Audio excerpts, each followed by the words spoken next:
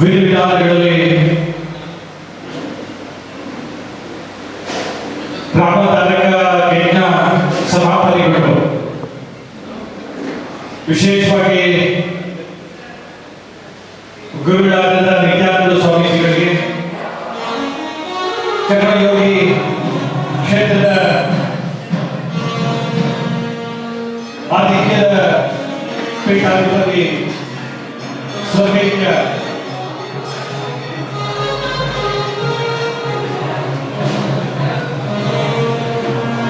ಆತ್ಮಾನಂದ ಸರಸ್ವತಿ ಸ್ವಾಮೀಜಿಯವರಿಗೆ ನಮನಗಳನ್ನು ಸಲ್ಲಿಸಿ ಪೀಠಾಧಿಪತಿ ಮಹಾಮಂಡಲೇಶ್ವರರು 2008 ಸ್ವಾಮಿ ಸದ್ಗುರು ಬ್ರಹ್ಮಾನಂದ ಸರಸ್ವತಿ ಸ್ವಾಮೀಜಿಯವರು ಪಟ್ಟಾಭಿಷೇಕದ ವರ್ಧಂತಿ ಉತ್ಸವದ ಧಾರ್ಮಿಕ ಸಭಾ ಕಾರ್ಯಕ್ರಮದ ವೇದಿಕೆ ಕಡೆ ಬರ್ತಾ ಇದ್ದಾರೆ. ಕಾರ್ಯಕ್ರಮದಲ್ಲಿ ಸ್ವಾಮೀಜಿಗಳ ಪಟ್ಟಾಭಿಷೇಕದ ವರ್ಧಂತಿ ಉತ್ಸವದ ಹಿನ್ನೆಲೆಯಲ್ಲಿ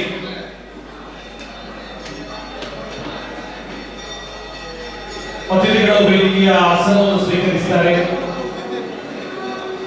ಸಾಧುಗಳ ಪೀಠಾವರಣ ಕಾರ್ಯಕ್ರಮ ನಡೆಯುತ್ತದೆ.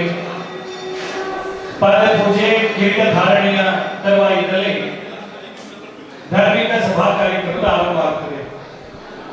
ಸೇರಿರುವಂತ ಎಲ್ಲ ಶ್ರದ್ಧೆಯ ಬಂಧ ಬಂಧುಗಳು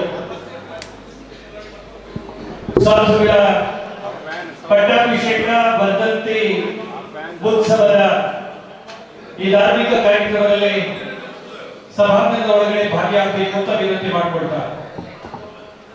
ಈಗಾಗಲೇ ಈ ಕಾರ್ಯಕ್ರಮದಲ್ಲಿ ಭಾಗಿಯಾಗಿರುವಂತಹ ಗಣ್ಯ ಅತಿಥಿ ಬಂಧುಗಳು ನಮ್ಮ ಜೊತೆಗೆ ಸೇರಿಕೊಂಡಿದ್ದಾರೆ. ಮುಂದಿನ ಕೆಲವೇ ಕ್ಷಣಗಳಲ್ಲಿ ಸಾಧುಗಳ ಪೀಠಾವರಣ, ಪಾದ ಪೂಜೆ, ಕಿರೀಟ ಧಾರಣೆಯೊಂದಿಗೆ ಈ ದಿನ ಧಾರ್ಮಿಕ ಸಭಾ ಕಾರ್ಯಕ್ರಮದ ಆರಂಭ ಆಗಲಿದೆ. ಈಗಾಗಲೇ ಆಗಮಿಸಿ ಸಭಾಂಗಣದಲ್ಲಿ ಉಪಸ್ಥಿತರಿರುವ ಎಲ್ಲ ಶ್ರದ್ಧೆಯ ಬಂಧುಗಳಿಗೆ ಶ್ರೀರಾಮಕ್ಷೇತ್ರ ಮಹಾಸಂಸ್ಥಾನದ ವತಿಯಿಂದ ಆದರಪೂರ್ವಕವಾದ ಪ್ರಣಾಮಗಳನ್ನು ಸಲ್ಲಿಸ್ತಾ ಇದ್ದೀವಿ.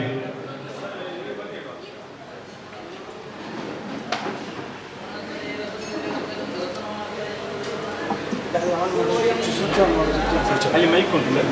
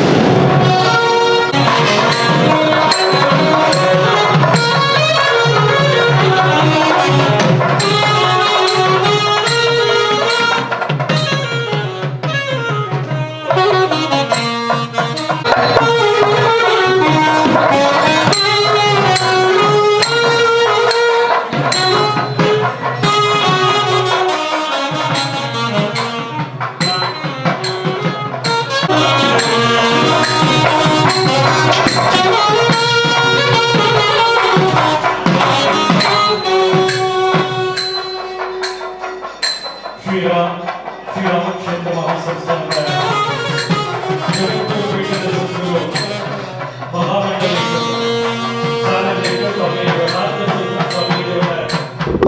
ಪಟ್ಟಾಭಿಷೇಕ ವರ್ಧಂತಿ ಉತ್ಸವದ ಪೀಠಾವರಣ ಕಾರ್ಯಕ್ರಮದಲ್ಲಿ ನಾವೆಲ್ಲಿದ್ದೀವಿ.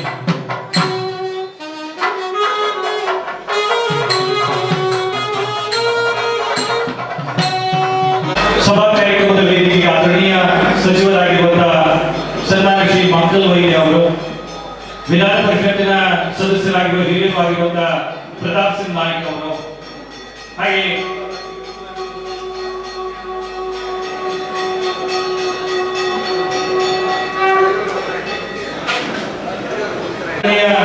ಹರಿಕೃಷ್ಣ ಬಂಟ್ವಾಳ ಅವರು, ಶಿವದ ಜಯಂತ್ ಕೋಲಿಯಾನ್ ಅವರು ತಾವು ದಯವಿಟ್ಟು ವೇದಿಕೆ ಬರಬೇಕಾಗಿ ವಿನಂತಿ ಮಾಡ್ತಾ ಇದ್ದೀವಿ. ಜಯ ವಿಕ್ರಮ್ ಕಲಾ ಅಧ್ಯಕ್ಷರು, ಸೇವಾ ಸಮಿತಿ ಕುಮಟಾ, ಶ್ರೀ ಮಂಜುನಾಥ್ ನಾಯ್ಕ್ ಕುಮಟಾ ನಾಮಧಾರಿ ಆರ್ಯ ಈಡಿಗ ಸಂಘ, ಶ್ರೀ ಭುವನೇಶ್ವರ ನಾಟಕ ಅಧ್ಯಕ್ಷರು ಶ್ರೀ ಗುರುನಾರಾಯಣ ಸ್ವಾಮಿ ಸಂಘ ಬಂಟ್ವಾಳ, ಶ್ರೀ ವಾಮನ್ ನಾಯಕ್ ಅಧ್ಯಕ್ಷರು ಶ್ರೀರಾಮ ಕ್ಷೇತ್ರ ಸೇವಾ ಸಮಿತಿ ಹೊನ್ನಾವರ, ಶ್ರೀ ಟಿ ನಾಯಕ್ ಅಧ್ಯಕ್ಷರು ನಾಮಧಾರಿ ಸಂಘ ಹೊನ್ನಾವರ, ಆರ್.ಕೆ. ನಾಯಕ್ ಅಧ್ಯಕ್ಷರು ಶಿರಾಳಿ ಹನುಮಂತ ದೇವಸ್ಥಾನ, ಶ್ರೀ ಸುಭಾಯ್ ನಾಯಕ್ ಮುಕ್ತೇಶ್ವರರು ಶಿರಾಳಿ ಹನುಮಂತ ದೇವಸ್ಥಾನ, ಶ್ರೀ ಸದಾನಂದ ಉಂಗ್ಯಬೈಲು ಅಧ್ಯಕ್ಷರು ಶ್ರೀರಾಮ ಕ್ಷೇತ್ರ ಸೇವಾ ಸಮಿತಿ ಬೆಳ್ತಂಗಡಿ, ಶ್ರೀಮತಿ ಸುಮತಿ ಪ್ರಮೋದ್ ಅಧ್ಯಕ್ಷರು ಬೇಲವ ಮಹಿಳಾ ವೇದಿಕೆ ಬೆಳ್ತಂಗಡಿ, ಶ್ರೀ ಅಂಕಿ ಗುರುರಾಜ್ ಕುರಿಕೊಳ್ಳ ಅಧ್ಯಕ್ಷರು ಯುವ ವಾಹಿನಿ ಬೆಳ್ತಂಗಡಿ, ಶ್ರೀ ಅಶೋಕ್ ಸಾಲಿಯಾನ್ ಸಂಚಾಲಕರು ಶ್ರೀರಾಮ ಕ್ಷೇತ್ರ ಸೇವಾ ಸಮಿತಿ ಚಿಕ್ಕಮಗಳೂರು, ಶ್ರೀ ಟಿ.ಕೆ.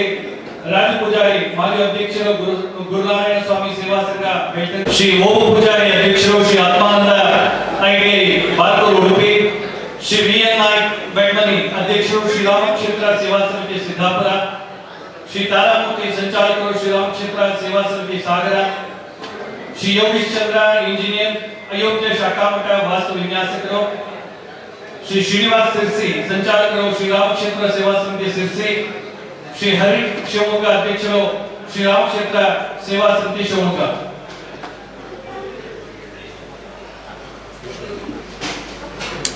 ಶ್ರೀ ಈಶ್ವರ್ ನಾಯಕ್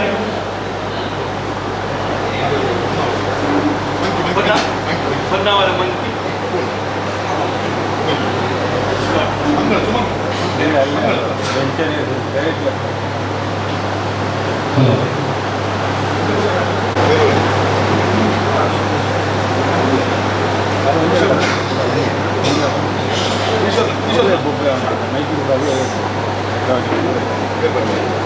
ವೆಂಕಟರಮಣ ದೇವಸ್ಥಾನ ಭಟ್ಕಳ, ಶ್ರೀಧರ್ ನಾಯಕ್ ಅಧ್ಯಕ್ಷರು ಶ್ರೀರಾಮ ಕ್ಷೇತ್ರ ಸೇವಾ ಸಮಿತಿ ಭಟ್ಕಳ,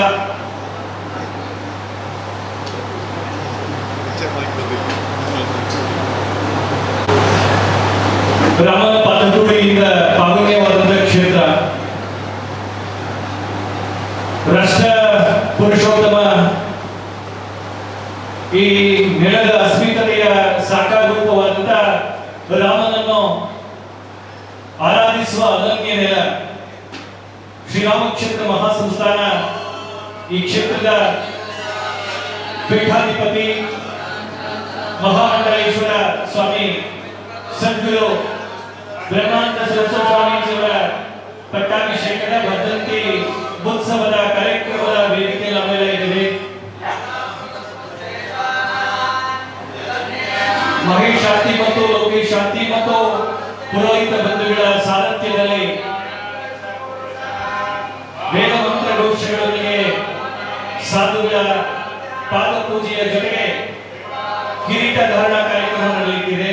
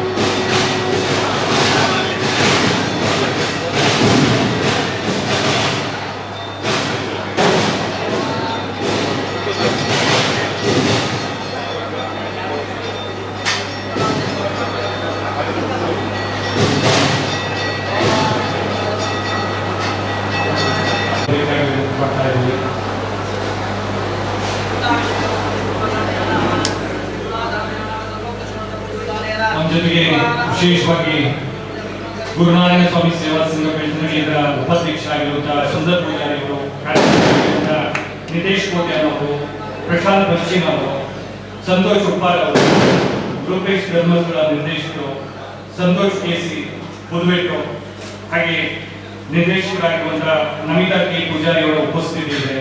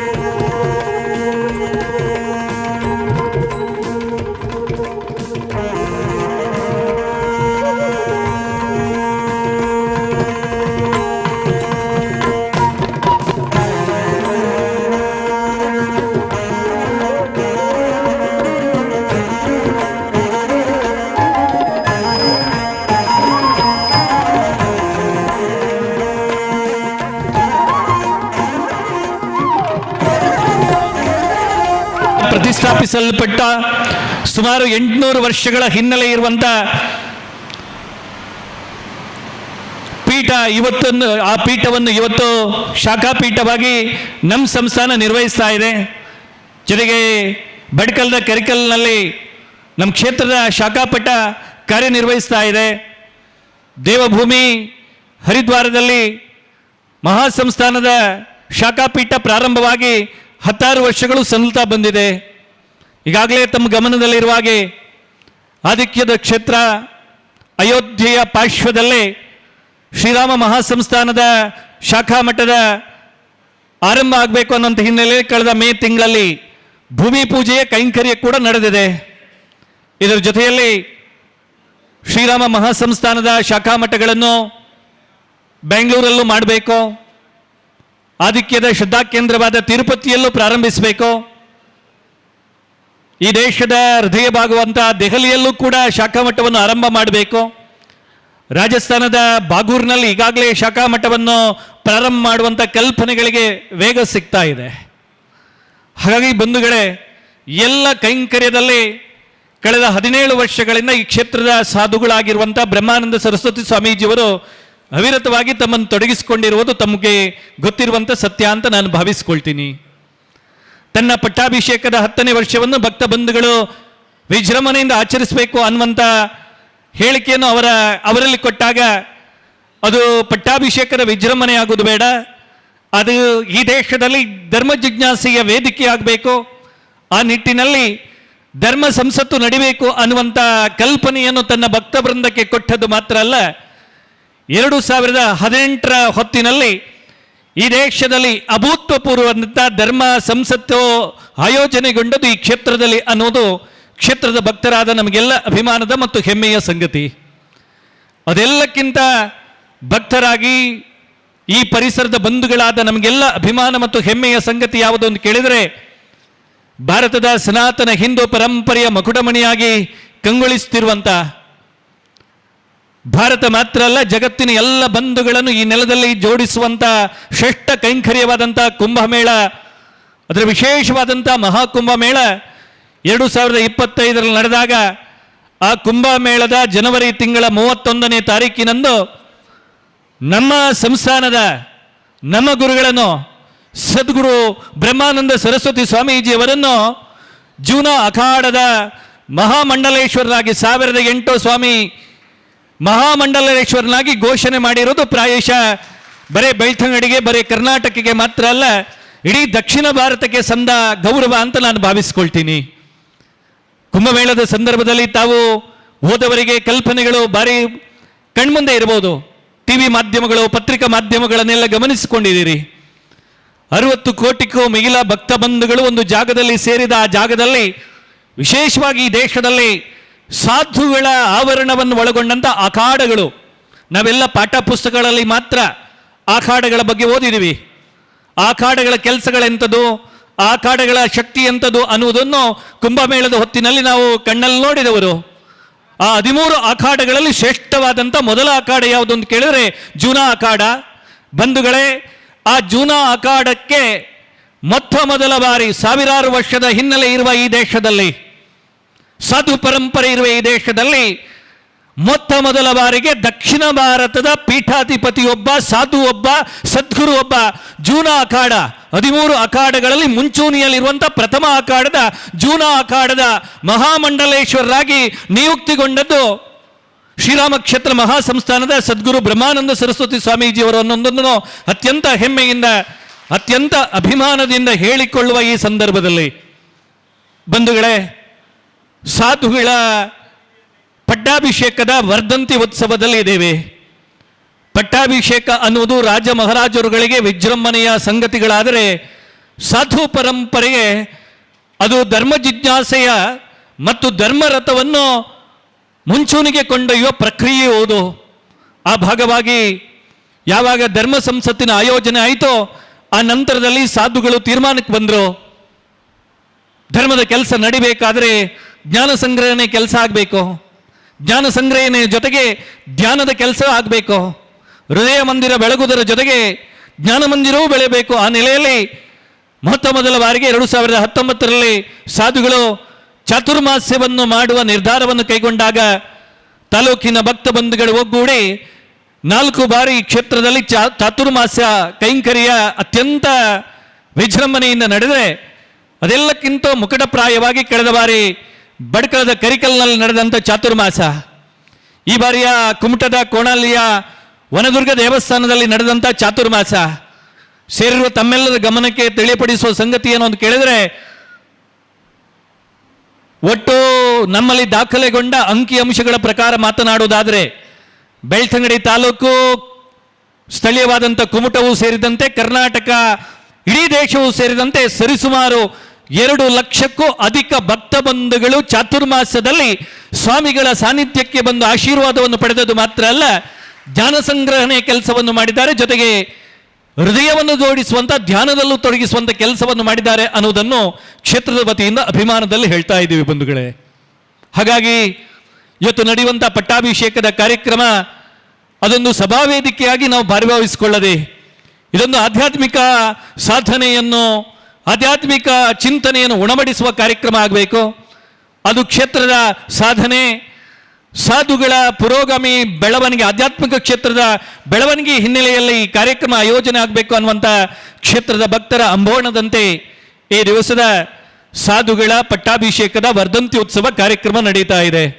ಈಗಾಗಲೇ ಬೆಳಗಿನ ಹೊತ್ತು ಶ್ರೀರಾಮ ತಾರಕ ಯಜ್ಞ ನಡೆದಿದ್ದು, ಆ ನಂತರದಲ್ಲಿ ಗುರುಗಳಾಗಿರುವಂಥ ನಿತ್ಯಾನಂದ ಆತ್ಮಾನಂದ ಸರಸ್ವತಿ ಸ್ವಾಮೀಜಿಯವರಿಗೆ ನಮನವನ್ನು ಸಲ್ಲಿಸಿ ಕ್ಷೇತ್ರದ ಅಗತ್ಯದ ಮೂರ್ತಿಯಾದಂಥ ಶ್ರೀರಾಮಚಂದ್ರನಿಗೆ ಪೂಜಾ ಕೈಂಕರ್ಯ ನಡೆದು ತಮ್ಮ ಕಣ್ಮುಂದೆ ಸಾಧುಗಳ ಪೀಠಾವರಣ ಕಾರ್ಯಕ್ರಮ ನಡೆದಿದೆ. ಪೀಠಾವರಣದ ಜೊತೆಗೆ ಸಾಧುಗಳ ಪಾದಪೂಜೆ ತಮ್ಮ ಸಮ್ಮುಖದಲ್ಲಿ ನಡೆದು ಪೀಠದ ಅಭಿಷೇಕದ ಸೂಚಾರ್ಥವಾಗಿರುವಂಥ ಕಿರೀಟ ಧಾರಣೆಯೂ ನಡೆದು ಇದೀಗ ಧಾರ್ಮಿಕ ಸಭೆ ನಡೆಯಲಿಕ್ಕಿದೆ. ಈ ಕಾರ್ಯಕ್ರಮದಲ್ಲಿ ಉಪಸ್ಥಿತರಿರುವ ಎಲ್ಲ ಬಂಧುಗಳನ್ನು ಈ ಕಾರ್ಯಕ್ರಮದ ವೇದಿಕೆಗೆ ಅತ್ಯಂತ ಪ್ರೀತಿಯಿಂದ ಸ್ವಾಗತ ಮಾಡ್ತಾ ಇದ್ದಾರೆ ಕ್ಷೇತ್ರದ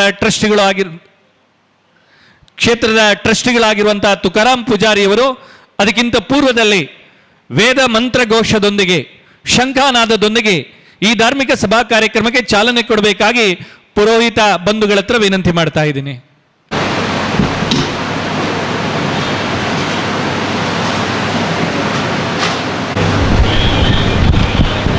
ಇದ್ದಾರೆ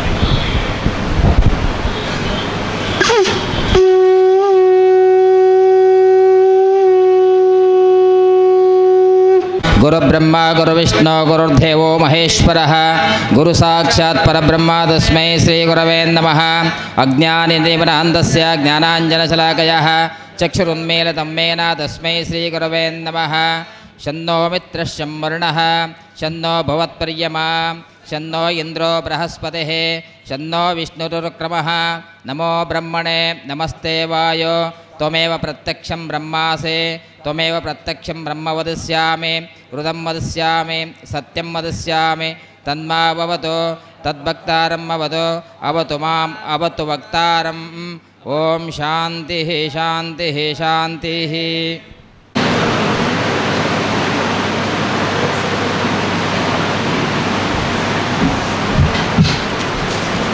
ಮಹಾರಾಜರವರ ಪಾದಾರವಿಂದಕ ಸಾಷ್ಟಾಂಗವನ್ನು ಪ್ರಣಾಮಗಳನ್ನು ಸಲ್ಲಿಸುತ್ತಾ ವೇದಿಕೆಯಲ್ಲಿ ಉಪಸ್ಥಿತರಿರುವ ಎಲ್ಲ ಗಣ್ಯರೇ, ದಕ್ಷಿಣದ ಅಯೋಧ್ಯೆಯೆಂದೇ ಖ್ಯಾತಿಯನ್ನು ಹೊಂದಿದ ಶ್ರೀರಾಮಕ್ಷೇತ್ರ ಇಂದು ಜಗತ್ ಪ್ರಸಿದ್ಧಿಯನ್ನು ಹೊಂದಿದ ಪುಣ್ಯಕ್ಷೇತ್ರವಾಗಿ ರಾರಾಜಿಸುತ್ತಿದೆ.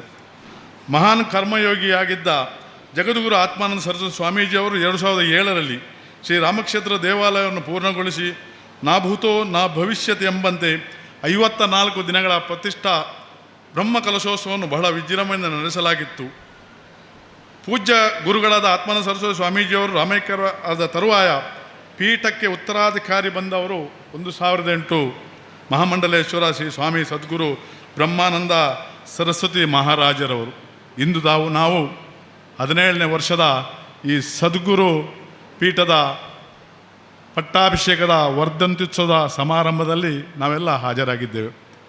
ಈ ಒಂದು ಕಾರ್ಯಕ್ರಮಕ್ಕೆ ನಮ್ಮೆಲ್ಲರ ಪರವಾಗಿ, ಕ್ಷೇತ್ರದ ಪರವಾಗಿ, ಶ್ರೀ ಗುರುದೇವ ಮಠದ ಪರವಾಗಿ ಬಂದಿರುವ ಎಲ್ಲ ಗಣ್ಯಾತಿ ಗಣ್ಯರ ಪರವಾಗಿ ಪರಮಪೂಜ್ಯ 1008 ಮಹಾಮಂಡಲೇಶ್ವರ ಬ್ರಹ್ಮಾನಂದ ಸರಸ್ವತಿ ಮಹಾರಾಜರವರನ್ನು ಈ ಒಂದು ಕಾರ್ಯಕ್ರಮಕ್ಕೆ ಅವರ ಪಾದಾರವಿಂದಕ್ಕೆ ಸಾಷ್ಟಾಂಗ ಪ್ರಣಾಮಗಳನ್ನು ಸಲ್ಲಿಸುತ್ತಾ ಹಾರ್ದಿಕವಾಗಿ ಸ್ವಾಗತಿಸ್ತಾ ಇದ್ದೇನೆ.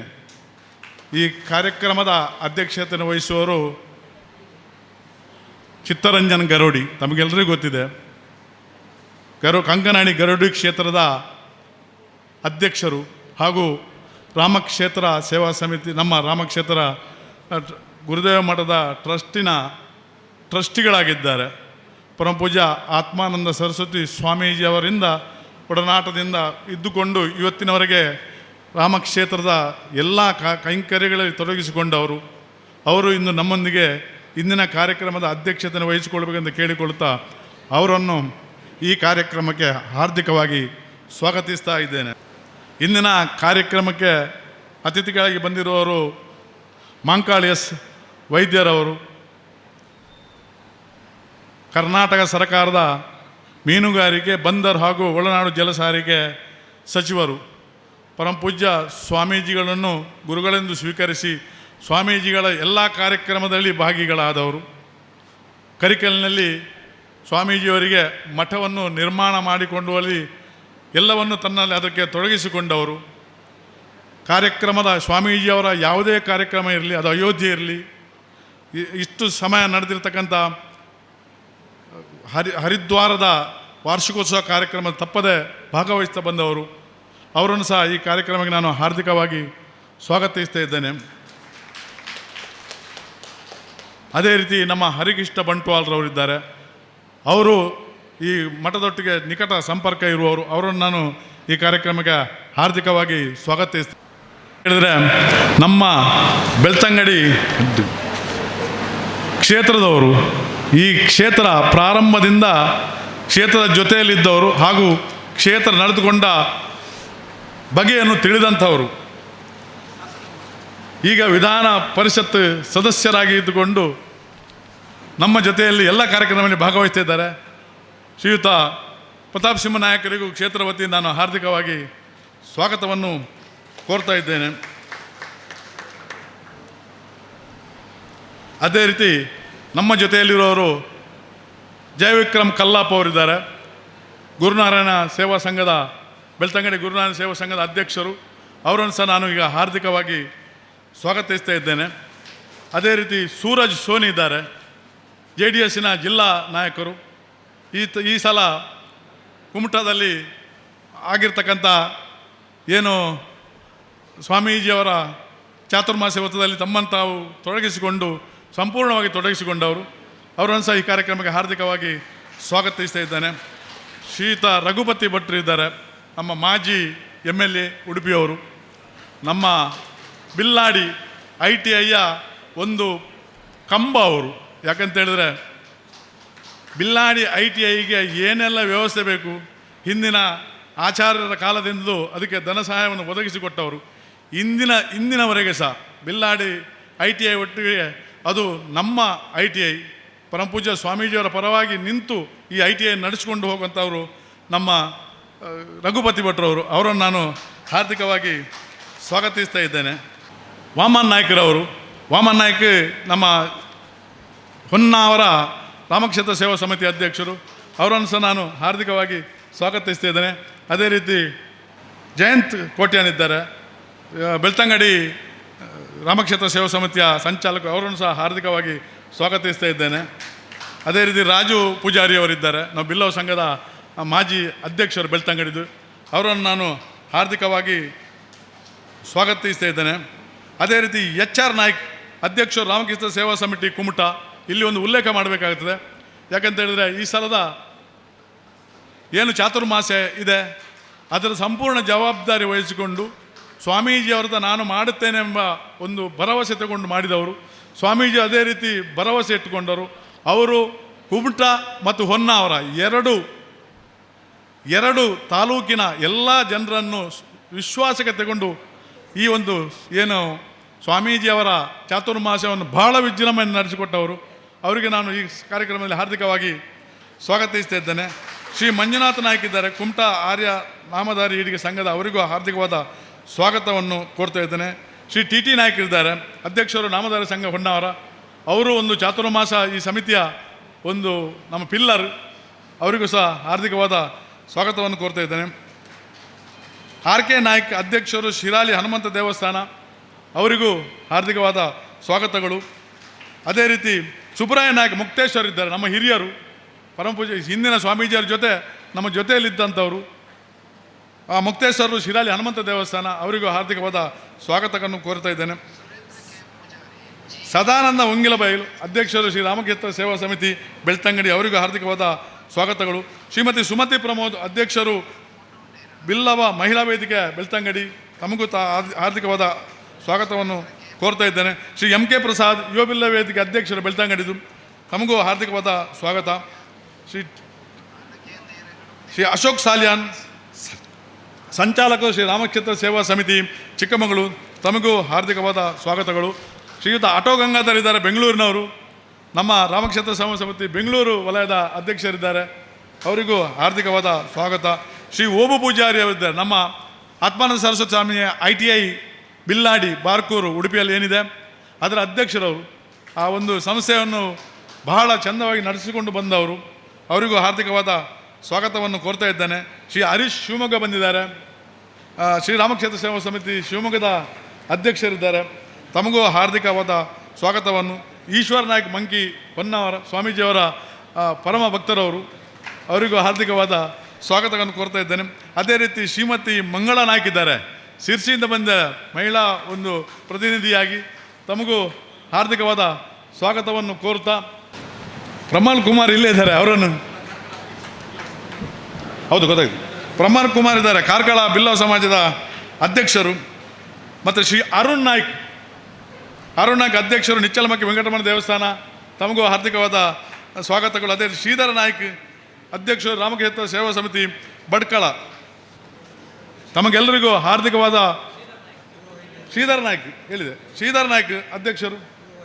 ತಾವು ದಯವಿಟ್ಟು ಸಾಧುಗಳ ಪಟ್ಟಾಭಿಷೇಕದ ವರ್ಧಂತಿ ಉತ್ಸವದ ಧಾರ್ಮಿಕ ಸಭೆಯಲ್ಲಿ ಭಾಗಿಯಾಗಿರುವಂಥ ಸಹೃದಯ ಎಲ್ಲ ಬಂಧುಗಳಿಗೆ ಒಂದೇ ಮಾತಿನಲ್ಲಿ ಕ್ಷೇತ್ರದ ವತಿಯಿಂದ ಪ್ರೀತಿಯ ಸ್ವಾಗತವನ್ನು ಬಯಸ್ತಾ, ಈ ವರ್ಧಂತಿ ಉತ್ಸವದ ಕಾರ್ಯಕ್ರಮದಲ್ಲಿ ವೇದಿಕೆಯನ್ನು ಹಂಚಿಕೊಂಡವರು ಕರ್ನಾಟಕ ರಾಜ್ಯ ಸರ್ಕಾರದ ಆದರಣೀಯ ಸಚಿವರು ಅನ್ನುವುದಕ್ಕಿಂತ ಕ್ಷೇತ್ರದ ಹಿನ್ನೆಲೆ ಬಂದರೆ ಸಾಧುಗಳ ಪ್ರೀತಿಯ ಶಿಷ್ಯ. ಒಂದು ಮಾತನ್ನು ಪದೇ ಪದೇ ನಾವು ಉಲ್ಲೇಖ ಮಾಡ್ತೀವಿ. ಕಳೆದ ಈ ಬಾರಿಯೂ ಸೇರಿದಂತೆ 6 ಬಾರಿಯ ಚಾತುರ್ಮಾಸ್ಯ ಇರ್ಬೋದು, ಕಲಿಕಲ್ ಮಠ ಇರ್ಬೋದು, ಹರಿದ್ವಾರದ ಮಠ ಇರ್ಬೋದು, ಅಯೋಧ್ಯ ಮಠಗಳಿರ್ಬೋದು, ಪ್ರಾಯಶಃ ಜನಸಾಮಾನ್ಯರಾದ ನಾವುಗಳೇ ಹಾಗೊಮ್ಮೆ ಹೀಗೊಮ್ಮೆ ನಮ್ಮ ನಿಬಿಡ ಕಾರ್ಯವೊತ್ತಡದ ಮಧ್ಯದಲ್ಲಿ ಕ್ಷೇತ್ರದ ಕಾರ್ಯದಿಂದ ವಂಚಿತರಾದರೂ ಇವತ್ತು ಶಾಸಕರಾದ ದಿನಗಳಲ್ಲಿ ಇರ್ಬೋದು, ಅದು ಮಾಜಿ ಶಾಸಕರಾಗಿರುವ ದಿನಗಳಲ್ಲೂ ಇರ್ಬೋದು, ವರ್ತಮಾನದಲ್ಲಿ ಶಾಸಕರು ಸಚಿವರಾಗಿರುವ ದಿನಗಳಲ್ಲೂ ಇರ್ಬೋದು, ಕ್ಷೇತ್ರದ ಎಲ್ಲ ಪ್ರಮುಖ ಕಾರ್ಯಕ್ರಮಗಳಲ್ಲಿ ತಾನೊಬ್ಬ ಜನನಾಯಕ ಅನ್ನುವುದನ್ನು ಮರೆತು ನಾನು ಕ್ಷೇತ್ರದ ಭಕ್ತ, ಸಾಧುಗಳ ಪ್ರೀತಿಯ ಶಿಷ್ಯ ಅನ್ನುವಂಥ ಭಾವದೀಪ್ತಿಯಿಂದ ತನ್ನನ್ನು ಅನಾವರಣ ಮಾಡಿಕೊಂಡಿರುವಂಥ ಈ ಕಾರ್ಯಕ್ರಮದ ವೇದಿಕೆಯಲ್ಲಿರುವ ಆದರಣೀಯ ಸಚಿವರಾಗಿರುವಂಥ ಮಂಗಳ್ ವೈದ್ಯ ಅವರು ಈ ಕಾರ್ಯಕ್ರಮದಲ್ಲಿ ಶುಭ ಹಾರೈಸಬೇಕಾಗಿ ವಿನಂತಿ ಮಾಡ್ತಾ ಇದ್ದೀನಿ. ಶ್ರೀ ಸದ್ಗುರು ಬ್ರಹ್ಮಾನಂದ ಸರಸ್ವತಿ ಸ್ವಾಮೀಜಿಯವರಿಗೆ ನಮಸ್ಕರಿಸುತ್ತಾ, ವೇದಿಕೆ ಮೇಲೆ ಉಪಸ್ಥಿತರಿರುವ ಎಲ್ಲ ಗಣ್ಯರೇ, ಇಲ್ಲಿ ನೆರೆದಂಥ ಎಲ್ಲ ಭಕ್ತಾದಿಗಳೇ, ಮಾಧ್ಯಮ ಮಿತ್ರರೇ,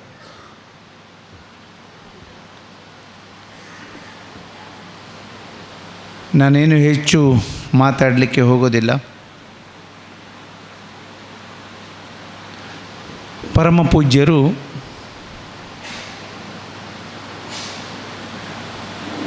ಪಟ್ಟಾಭಿಷೇಕ 17ನೇ ವರ್ಷವನ್ನು ನಾವು ಆಚರಿಸ್ತಾ ಇದ್ದೇವೆ. ವಿಜೃಂಭಣೆಯಿಂದ ಅಂದರೆ ಹೇಳುವ ಹಾಗೆ ಇಲ್ಲ.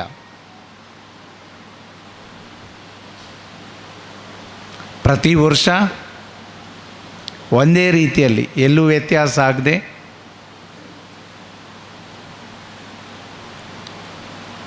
ಎಲ್ಲ ಭಕ್ತಾದಿಗಳನ್ನು ಕರೆದು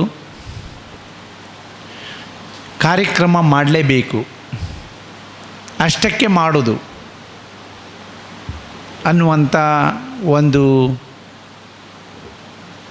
ಇಚ್ಛಾಶಕ್ತಿಯಿಂದ ಮಾಡೋದು ಬಿಟ್ಟರೆ ಯಾವುದೇ ರೀತಿಯಲ್ಲಿ ವಿಜೃಂಭಣೆಯಿಂದ ಮಾಡಬೇಕು, 17ನೇ ವರ್ಷ ನಾವು ಆಚರಿಸ್ತಾ ಇದ್ದೇವೆ, ಒಂದೊಂದು ವರ್ಷಕ್ಕೆ ವರ್ಷ ಜಾಸ್ತಿ ಆಗ್ತಾ ಹೋಗಬೇಕು, ಯಾವ ಒಂದು ಇಚ್ಛೆ ಇಲ್ಲದೆ ನಾವೆಲ್ಲರೂ ಬರಬೇಕು, ನಮ್ಮ ಜೊತೆ ಇರಬೇಕು. ನಾನೇನು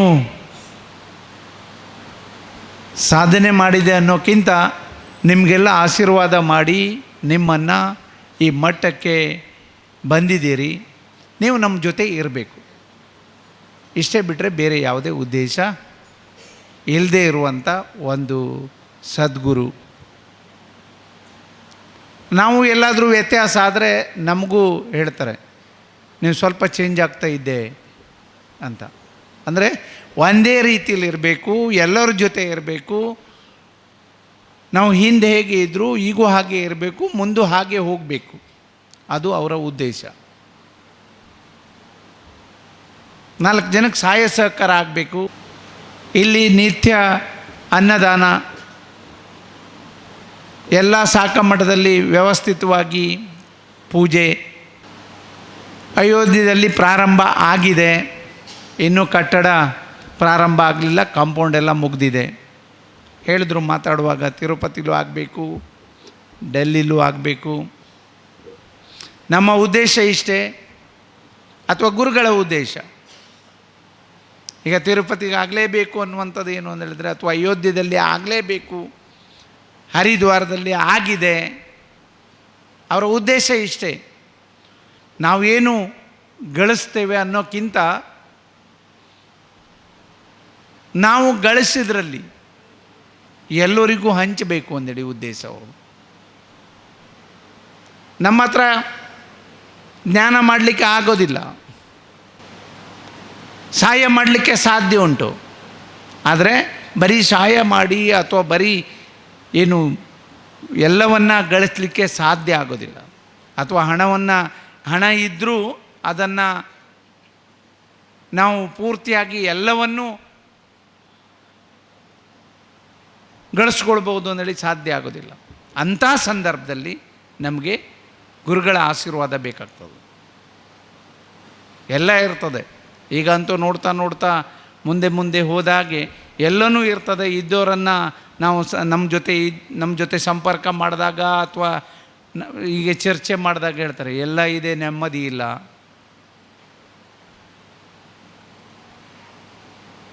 ಅಥವಾ ಎಲ್ಲ ಇದೆ, ಏನೋ ಆಗಬಾರ್ದು ಆಗಿಬಿಡ್ತದೆ. ಅದು ಎಲ್ಲವನ್ನ ಸರಿ ಆಗಬೇಕು ಅಂದಾದಾಗ ನಮಗೆ ಒಂದು ಗುರುಗಳ ಆಶೀರ್ವಾದ ಬೇಕು. ಇತಿಹಾಸ ಇದೆ, ಹರಿಮುನಿದರೆ ಗುರು ಕಾಯುವನವು, ಗುರು ಮುನಿದರೆ ಹರಿ ಕಾಯುವುದಿಲ್ಲ ಅಂದೇಳಿ. ಅಂದರೆ ದೇವರೇ ಒಂದೊಮ್ಮೆ ನಮ್ಮ ಮೇಲೆ ನಾವು ಏನಾದರೂ ಮಾಡಿದ ವ್ಯತ್ಯಾಸ ಆದಾಗ ಸರಿ ಮಾಡಲಿಕ್ಕೆ ಸಾಧ್ಯ ಇರೋದು ಗುರುಗಳಿಂದ ಮಾತ್ರ ಸಾಧ್ಯ. ಅಂದರೆ ಅಷ್ಟು ಶಕ್ತಿ ಇರ್ತದೆ. ಅಂದರೆ ಗುರುಗಳು ದೇವರು ಅಷ್ಟು ಹತ್ತಿರವಾಗಿರ್ತದೆ. ನಾವೇನೋ ವ್ಯತ್ಯಾಸ ಆಗ್ತದೆ ನಾವು ಮಾಡುವಾಗ, ಅದರಲ್ಲೂ ರಾಜಕೀಯದಲ್ಲಿ ವ್ಯತ್ಯಾಸ ಆಗೇ ಆಗ್ತದೆ, ಸಾಮಾನ್ಯ ಜನರಲ್ಲೂ ವ್ಯತ್ಯಾಸ ಆಗ್ತದೆ. ಅದನ್ನು ಎಲ್ಲ ಸರಿ ಮಾಡ್ಕೊಂಡು ಹೋಗಬೇಕು ಅಂದರೆ ನಮಗೆ ಗುರುಗಳ ಆಶೀರ್ವಾದ ಭಾಳ ಮುಖ್ಯ ಇರ್ತದೆ. ನಾವು ಎಷ್ಟು ಸಲ ಗುರುಗಳ ಹತ್ರ ಹೋಗ್ತೇವೆ, ಗುರುಗಳ ಆಶೀರ್ವಾದ ಮಾಡ್ತಾರೆ. ನಾವು ಸ್ವಲ್ಪ ವ್ಯತ್ಯಾಸ ಆದರೆ ಅಥವಾ ನಮಗೆ ಏನಾದರೂ ಸಮಸ್ಯೆ ಇದ್ದರೆ ಅಥವಾ ನಾವು ಏನೋ ಒಂದು ಯೋಚನೆ ಮಾಡ್ಕೊಂಡು ಬಂದಿರ್ತಾರೆ, ಗುರುಗಳ ಹತ್ರ ಹೇಳಿದಾಗ ಅದನ್ನು ಸರಿಪಡಿಸುವಂಥ ಶಕ್ತಿ ಇರೋದು ಗುರುಗಳ ಹತ್ರ. ಅದರಲ್ಲೂ ವಿಶೇಷವಾಗಿ ನಮ್ಮ ಗುರುಗಳ ಹತ್ರ ಇದೆ, ಆಗಿದೆ.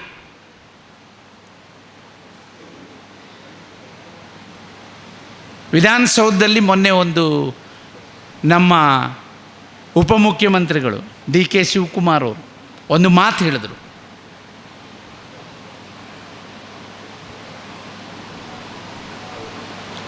ಶ್ರಮ ವ್ಯರ್ಥ ಆಗ್ಬೋದು, ನಾವೇನು ಶ್ರಮ ಪಡ್ತೇವೆ, ಕಷ್ಟಪಡ್ತೇವೆ, ಅದು ವ್ಯರ್ಥ ಆಗ್ಬೋದು. ಆದರೆ ಭಕ್ತಿಯಿಂದ ಮಾಡಿದ ಗುರು ಸೇವೆ ಅಥವಾ ದೇವರ ಸೇವೆ ವ್ಯರ್ಥ ಆಗಲಿಕ್ಕೆ ಸಾಧ್ಯನೇ ಇಲ್ಲ ಅಂತ ಹೇಳಿದರು. ಇದು ನಿಜ, ಇದು ಖಂಡಿತ ನಿಜ, ಇದು ಆಗಿದೆ, ಇತಿಹಾಸನೂ ಇದೆ.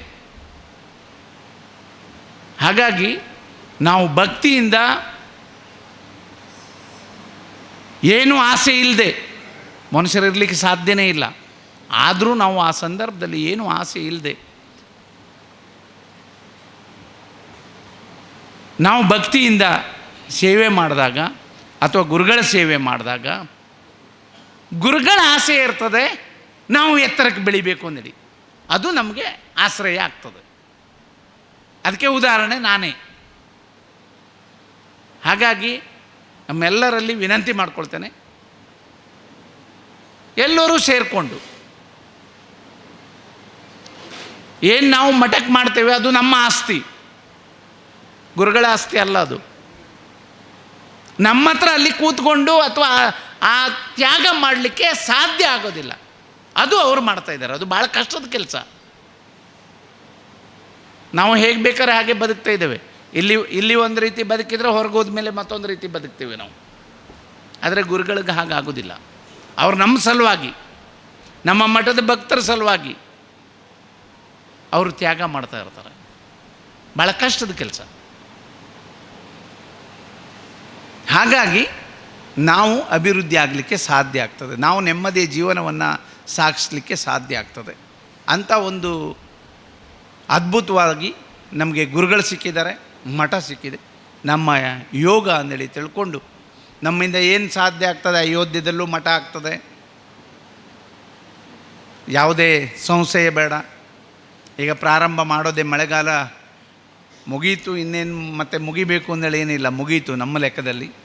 ಮತ್ತೆ ಹೇಳಲಿಕ್ಕೆ ಬರೋದಿಲ್ಲ, ವ್ಯತ್ಯಾಸ ಆಗ್ತದೆ. ಅಲ್ಲಿ ಕೆಲಸ ಪ್ರಾರಂಭ ಮಾಡ್ತೇವೆ. ತಿರುಪತಿಯಲ್ಲಿ ಜಾಗ ನೋಡ್ತಾ ಇದ್ದೇವೆ, ಅಲ್ಲೂ ಆಗ್ತದೆ. ನೀವೆಲ್ಲರ ಸಹಕಾರ ಬೇಕು.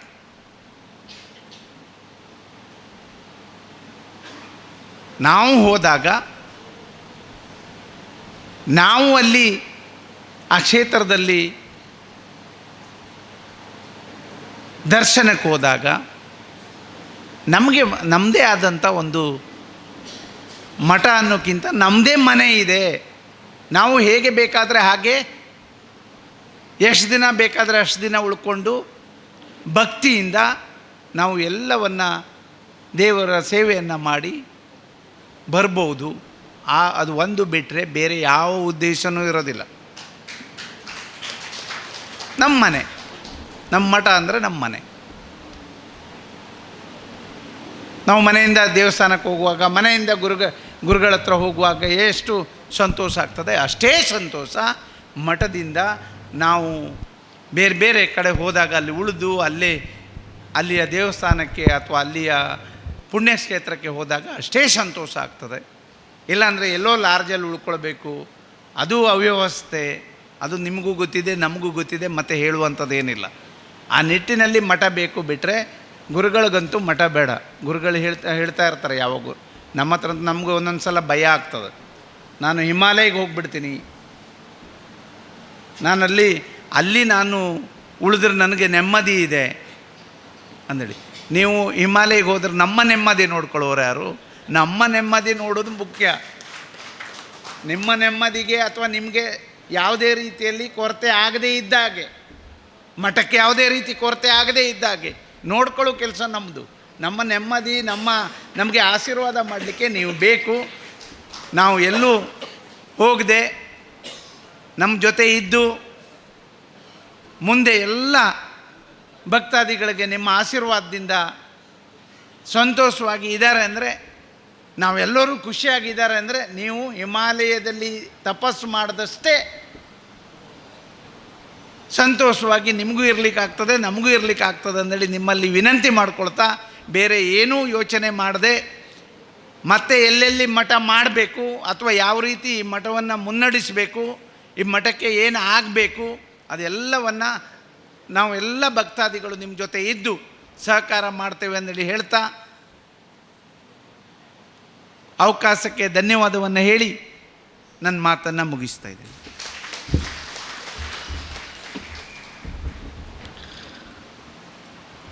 ನಮ್ಮ ಜೊತೆಗೆ ವೇದಿಕೆಯಲ್ಲಿ ಸಭಾ ಕಾರ್ಯಕ್ರಮದಲ್ಲಿ ಉಪಸ್ಥಿತರಿರುವರು ಹಿರಿಯರು, ಕರ್ನಾಟಕ ಸರ್ಕಾರದ ವಿಧಾನ ಪರಿಷತ್ತಿನ ಸದಸ್ಯರು, ವಿಶೇಷವಾಗಿ ಶ್ರೀರಾಮಕ್ಷೇತ್ರ ಮಹಾಸಂಸ್ಥಾನದ ಜೊತೆಗೆ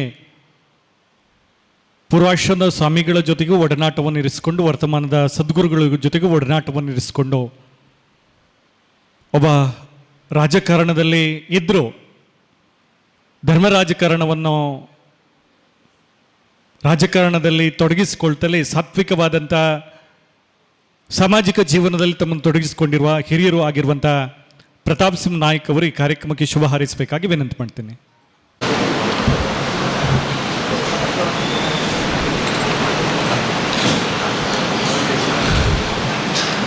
ರಾಮಾಯ ರಾಮಭದ್ರಾಯ ರಾಮಚಂದ್ರಾಯ ವೇದಸೆ ರಘುನಾಥಾಯ ನಾಥಾಯ ಸೀತಾಯ ಪತೇ ನಮಃ. ರಾಮೋ ರಾಜಮಣಿ ಸದಾ ವಿಜಯತೆ ರಾಮಂ ರಮೇಶಂ ಭಜೆ ರಾಮೇಣ ಬಿಹತಾ ನಿಶಾಚರ ಚಮು ರಾಮಾಯ ತಸ್ಮೈ ನಮಃ. ಗುರುಬ್ರಹ್ಮ ಗುರುರ್ವಿಷ್ಣು ಗುರುದೇವೋ ಮಹೇಶ್ವರಃ ಗುರು ಸಾಕ್ಷಾತ್ ಪರಬ್ರಹ್ಮ ತಸ್ಮೈ ಶ್ರೀ ಗುರವೇ ನಮಃ. ಶ್ರೀರಾಮಕ್ಷೇತ್ರದ ಪರಮ ಪೂಜ್ಯ ಜಗದ್ಗುರು ಪೀಠದ ಪೀಠಾಧೀಶರಾದ 1008 ಮಹಾಮಂಡಲೇಶ್ವರ ಸ್ವಾಮಿ ಸದ್ಗುರು ಬ್ರಹ್ಮಾನಂದ ಸರಸ್ವತಿ ಮಹಾರಾಜರ ಚರಣಗಳಿಗೆ ಭಕ್ತಿಪೂರ್ವಕ ಪ್ರಣಾಮಗಳನ್ನು ಸಲ್ಲಿಸ್ತಾ, ವೇದಿಕೆಯಲ್ಲಿ ಮತ್ತು ವೇದಿಕೆಯ ಎದುರಿರುವಂತಹ ಶ್ರೀ ಕ್ಷೇತ್ರದ ಭಕ್ತರು, ಪೂಜ್ಯರ ಶಿಷ್ಯ ವರ್ಗದವರು ಆಗಿರುವ ಎಲ್ಲರಿಗೂ ವಂದನೆಗಳನ್ನು ಸಲ್ಲಿಸ್ತಾ, ಪತ್ರಿಕಾ ಮಾಧ್ಯಮದ ಮಿತ್ರರೇ, ದೃಶ್ಯ ಮಾಧ್ಯಮದ ಮಿತ್ರರೇ,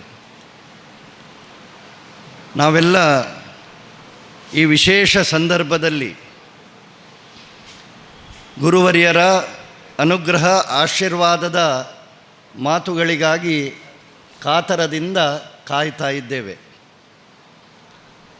ಒಂದು ಮಾತಿದೆ, ಇಂತಹ ಸಂದರ್ಭಕ್ಕೆ ಅದು ಹೆಚ್ಚು ಹೊಂದಿ ಬರುತ್ತದೆ. If you love somebody then show it ಅಂಥೇಳಿ. ನಾವು ಯಾರನ್ನಾದರೂ ಗೌರವಿಸ್ತೇವೆ, ಆದರಿಸ್ತೇವೆ, ಭಕ್ತಿಯಿಂದ ನೋಡ್ತೇವೆ, ಪ್ರೀತಿಯಿಂದ ಅವರ ಅನುಗ್ರಹಕ್ಕೆ ಕಾಯ್ತೇವೆ ಅಂಥೇಳಿ. ಆದರೆ ಒಂದು ವಿಶೇಷ ಸಂದರ್ಭ ಬಂದಾಗ ಅದನ್ನು ತೋರ್ಪಡಿಸಬೇಕು ಅಂಥೇಳಿ ಹೇಳ್ತಾರೆ. ಬಹುಶಃ ಈ ಪಟ್ಟಾಭಿಷೇಕ ಅಂತಹ ಒಂದು ಸಂದರ್ಭವನ್ನು ನಮಗೆ ಕಲ್ಪಿಸಿಕೊಟ್ಟಿದೆ. ಈಗ ತಾನೇ ಸಚಿವರು ಹೇಳಿರುವ ರೀತಿಯಲ್ಲಿ ನಮ್ಮ ಮನಸ್ಸಿನ ಗೊಂದಲಗಳಿಗೆ, ನಮ್ಮ ಮನಸ್ಸಿನಲ್ಲಾಗುವ ಏರುಪೇರುಗಳಿಗೆ ನಮಗೆ ಆಧ್ಯಾತ್ಮಿಕ ಶಕ್ತಿಯನ್ನು ನೀಡುವಂತಹ ಸನಾತನ ಪರಂಪರೆಯಲ್ಲಿ ಗುರುಗಳಿಗೆ ಪ್ರಥಮ ಸ್ಥಾನ. ಆ ಊರಿನ ರಾಜನೇ ಇರಬಹುದು, ಆದರೆ ರಾಜನಿಗಿಂತ ಭಾರತೀಯ ಪರಂಪರೆಯಲ್ಲಿ ಗುರುಗಳಿಗೆ ಮೊದಲ ಸ್ಥಾನ. ಯಲ್ಲಿ ನಮ್ಮ ಬದುಕನ್ನು ಕಂಡುಕೊಳ್ಳುವಂತಹ ಪ್ರಯತ್ನ ನಾವೆಲ್ಲ ಮಾಡ್ತಾ ಇದ್ದೇವೆ. ಸಚಿವರ ಮಾತುಗಳನ್ನು ಕೇಳುವಾಗ ಅವರ ಗುರುಭಕ್ತಿಯನ್ನು ಅವರು ತೋರಿಸಿದರು. ಅವರು ನಿಮಗ್ಯಾರಿಗೂ ಆ ಪ್ರಶ್ನೆ ಬಂದಿದೋ ಇಲ್ಲೋ ಗೊತ್ತಿಲ್ಲ, ಆದರೆ ನಾನು ಆ ಸ್ಥಾನದಲ್ಲಿ ಕೂತಾಗ ಗುರುಗಳ ಹತ್ತಿರ ನನಗಂತೂ ಪ್ರಶ್ನೆ ಬರ್ತಾ ಇತ್ತು.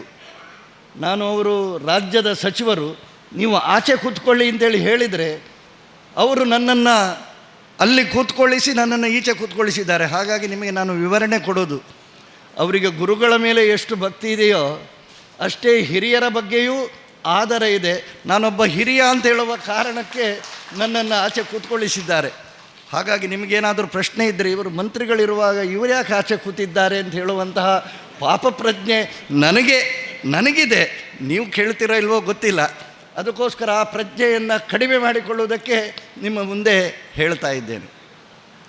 ಗುರುಗಳ ಜೊತೆಗೆ ಅನೌಪಚಾರಿಕವಾಗಿ ಅಲ್ಲಿ ಮಾತನಾಡುವಾಗ, ನನ್ನ ಮಾತನ್ನು ನಿಲ್ಲಿಸ್ತೇನೆ, ಮಾತಾಡುವಾಗ ಒಟ್ಟು ಭಾರತೀಯ ಪರಂಪರೆ, ಶಿಕ್ಷಣ, ಈ ಎಲ್ಲ ವ್ಯವಸ್ಥೆಗಳ ಬಗ್ಗೆ ಗುರುಗಳು ತಮ್ಮ ಕಳಕಳಿಯನ್ನು ಅಥವಾ ಅವರು ಕಳಕಳಿಯನ್ನು ಹೇಳಿಕೊಳ್ತಾ ಇದ್ದರು. ರಾಮಕ್ಷೇತ್ರ ಇದು, ರಾಮ ಅಂತೇಳಿ ಹೇಳಿದಾಗ ಇವತ್ತಿನ ಕಾಲಘಟ್ಟದಲ್ಲಿ ನೆನಪಿಸಿಕೊಳ್ಳಬೇಕು ಅಂತ ಹೇಳುವ ಕಾರಣಕ್ಕೋಸ್ಕರ ಒಂದು ಮಾತನ್ನು ಹೇಳಿ ನಿಲ್ಲಿಸ್ತೇನೆ.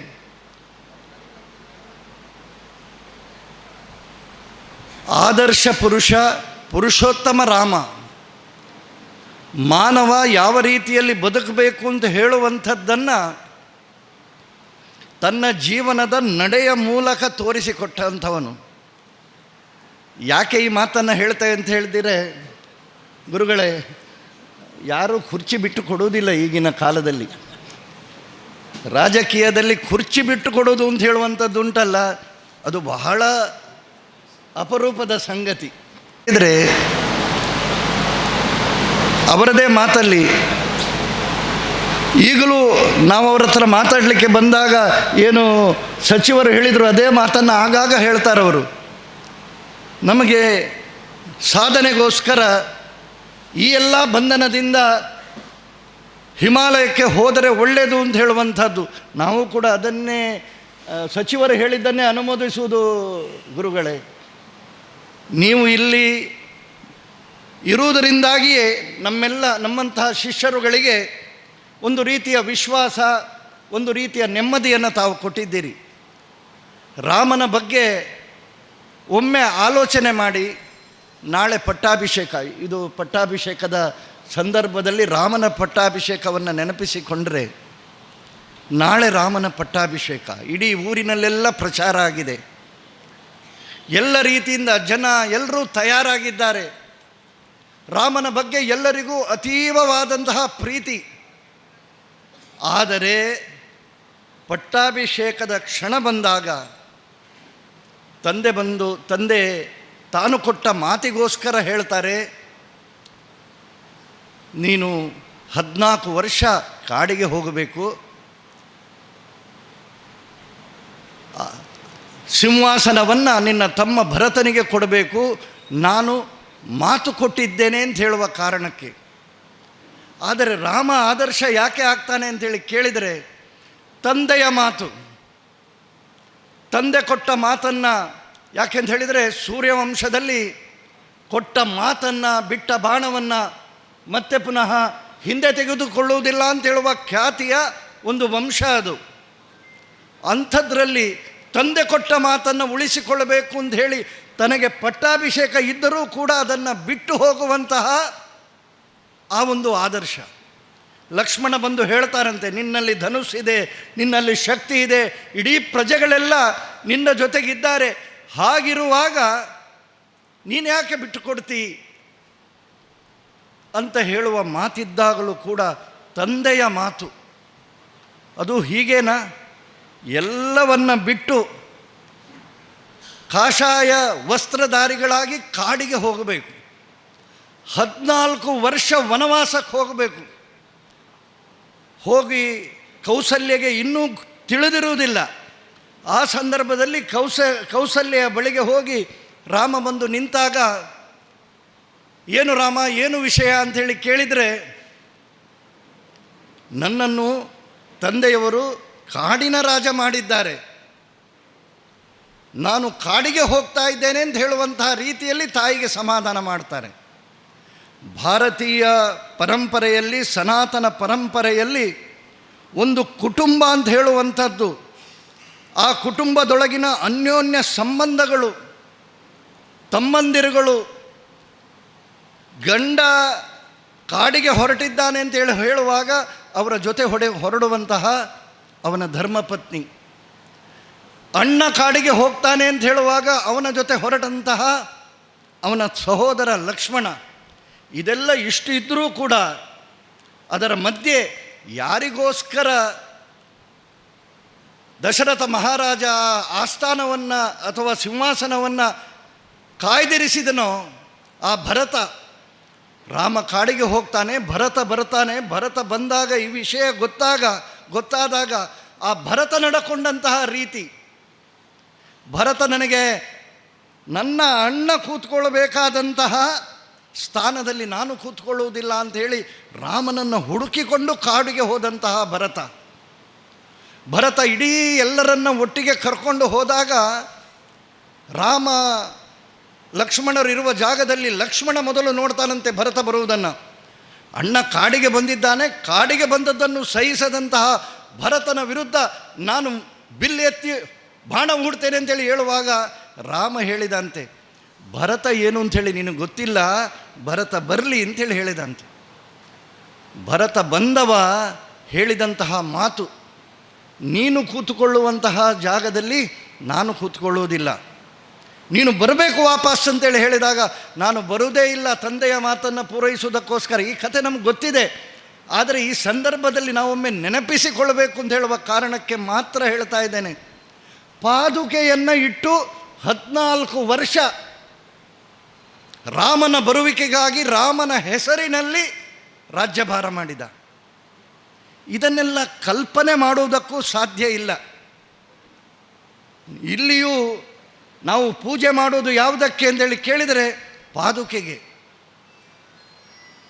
ಅದೆಲ್ಲ ಆದರ್ಶಗಳನ್ನು ಹಿಡ್ಕೊಂಡು ಬಂದಂತಹ ಸನಾತನ ಪರಂಪರೆಯ ರಾಮಕ್ಷೇತ್ರ ಇದು. ರಾಮನ ಹೆಸರು ಹೇಳುವಾಗ, ಗುರುಗಳ ಪರಂಪರೆಯನ್ನು ನಾವು ಮಾತನಾಡುವಾಗ ನಾವು ಈ ಎಲ್ಲ ಆದರ್ಶಗಳನ್ನು ಮನಸ್ಸಿನಲ್ಲಿ ಇಟ್ಟುಕೊಂಡು ಈ ಪಟ್ಟಾಭಿಷೇಕದ ಕಾರ್ಯಕ್ರಮದಲ್ಲಿ ನಾವು ಭಾಗಿಯಾಗ್ತಾ ಇದ್ದೇವೆ. ರಾಮಕ್ಷೇತ್ರ ನಮಗೆ ಯಾಕೆ ಹತ್ತಿರ ಅಂತೇಳಿ ಕೇಳಿದರೆ ನಮ್ಮೆಲ್ಲ ಸಮಸ್ಯೆಗಳಿಗೆ ಉತ್ತರ ಸಿಗ್ತದೆ ಅಂತ ಹೇಳುವಂತಹ ಭಾವನೆಯ ಜೊತೆಗೆ ಇದ್ದೇವೆ ಅಂತ ಹೇಳುವಂಥದ್ದನ್ನು ಹೇಳ್ತಾ,